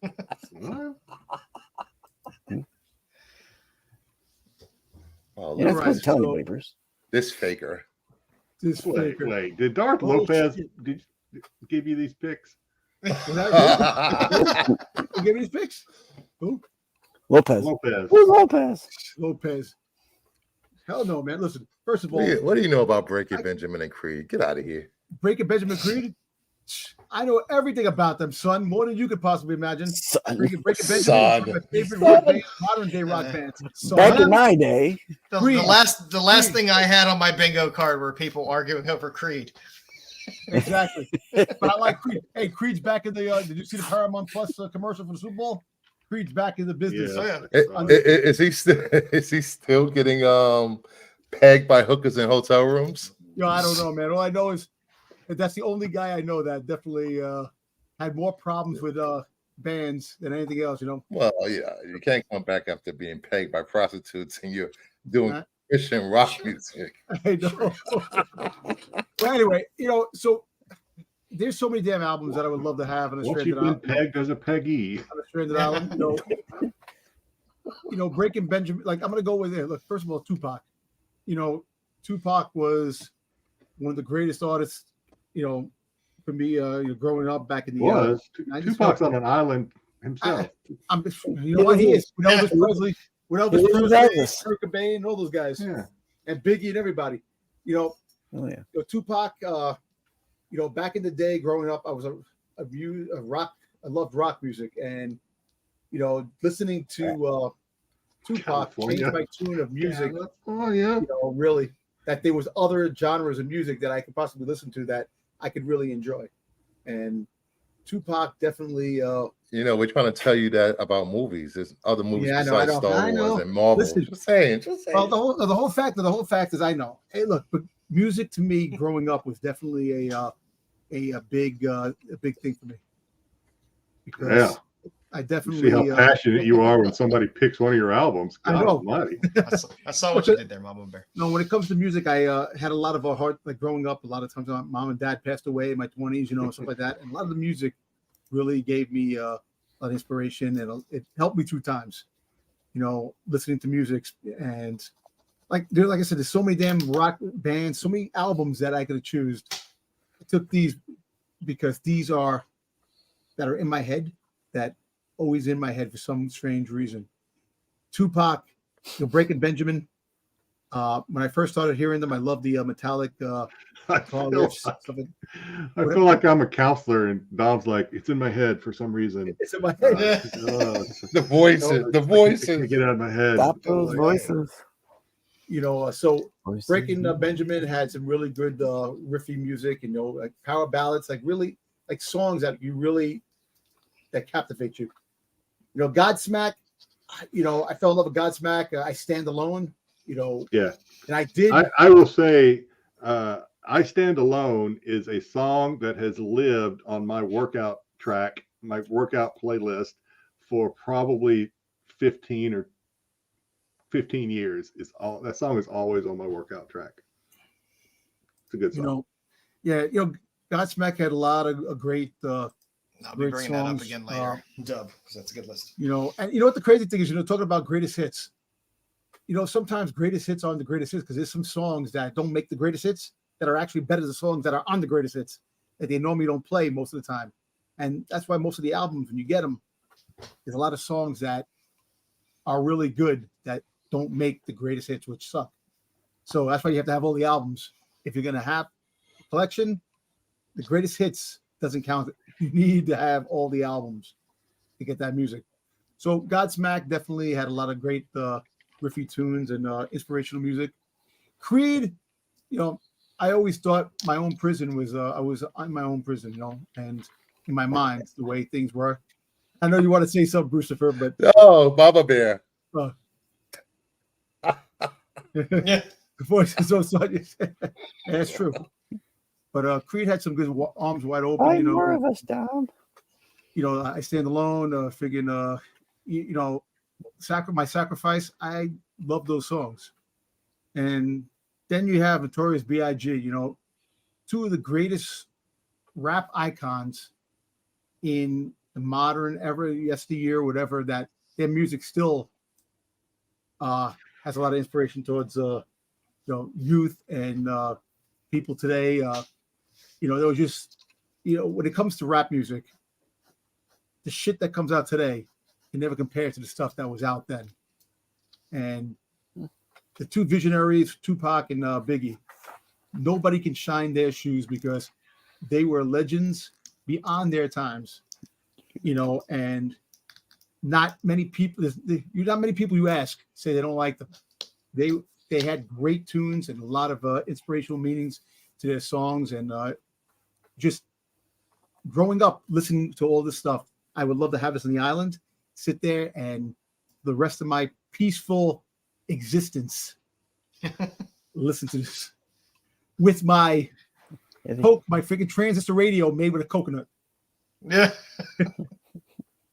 We got a few from some of the chat as well. Dubs has 9 Inch Nails, Pretty Hate Machine, Killer's Hot Fuzz, Daft Punk Discovery, The Cure Disintegration, and Tribe with Low End Theory. All very good albums. I could live on an island with those selection stuff.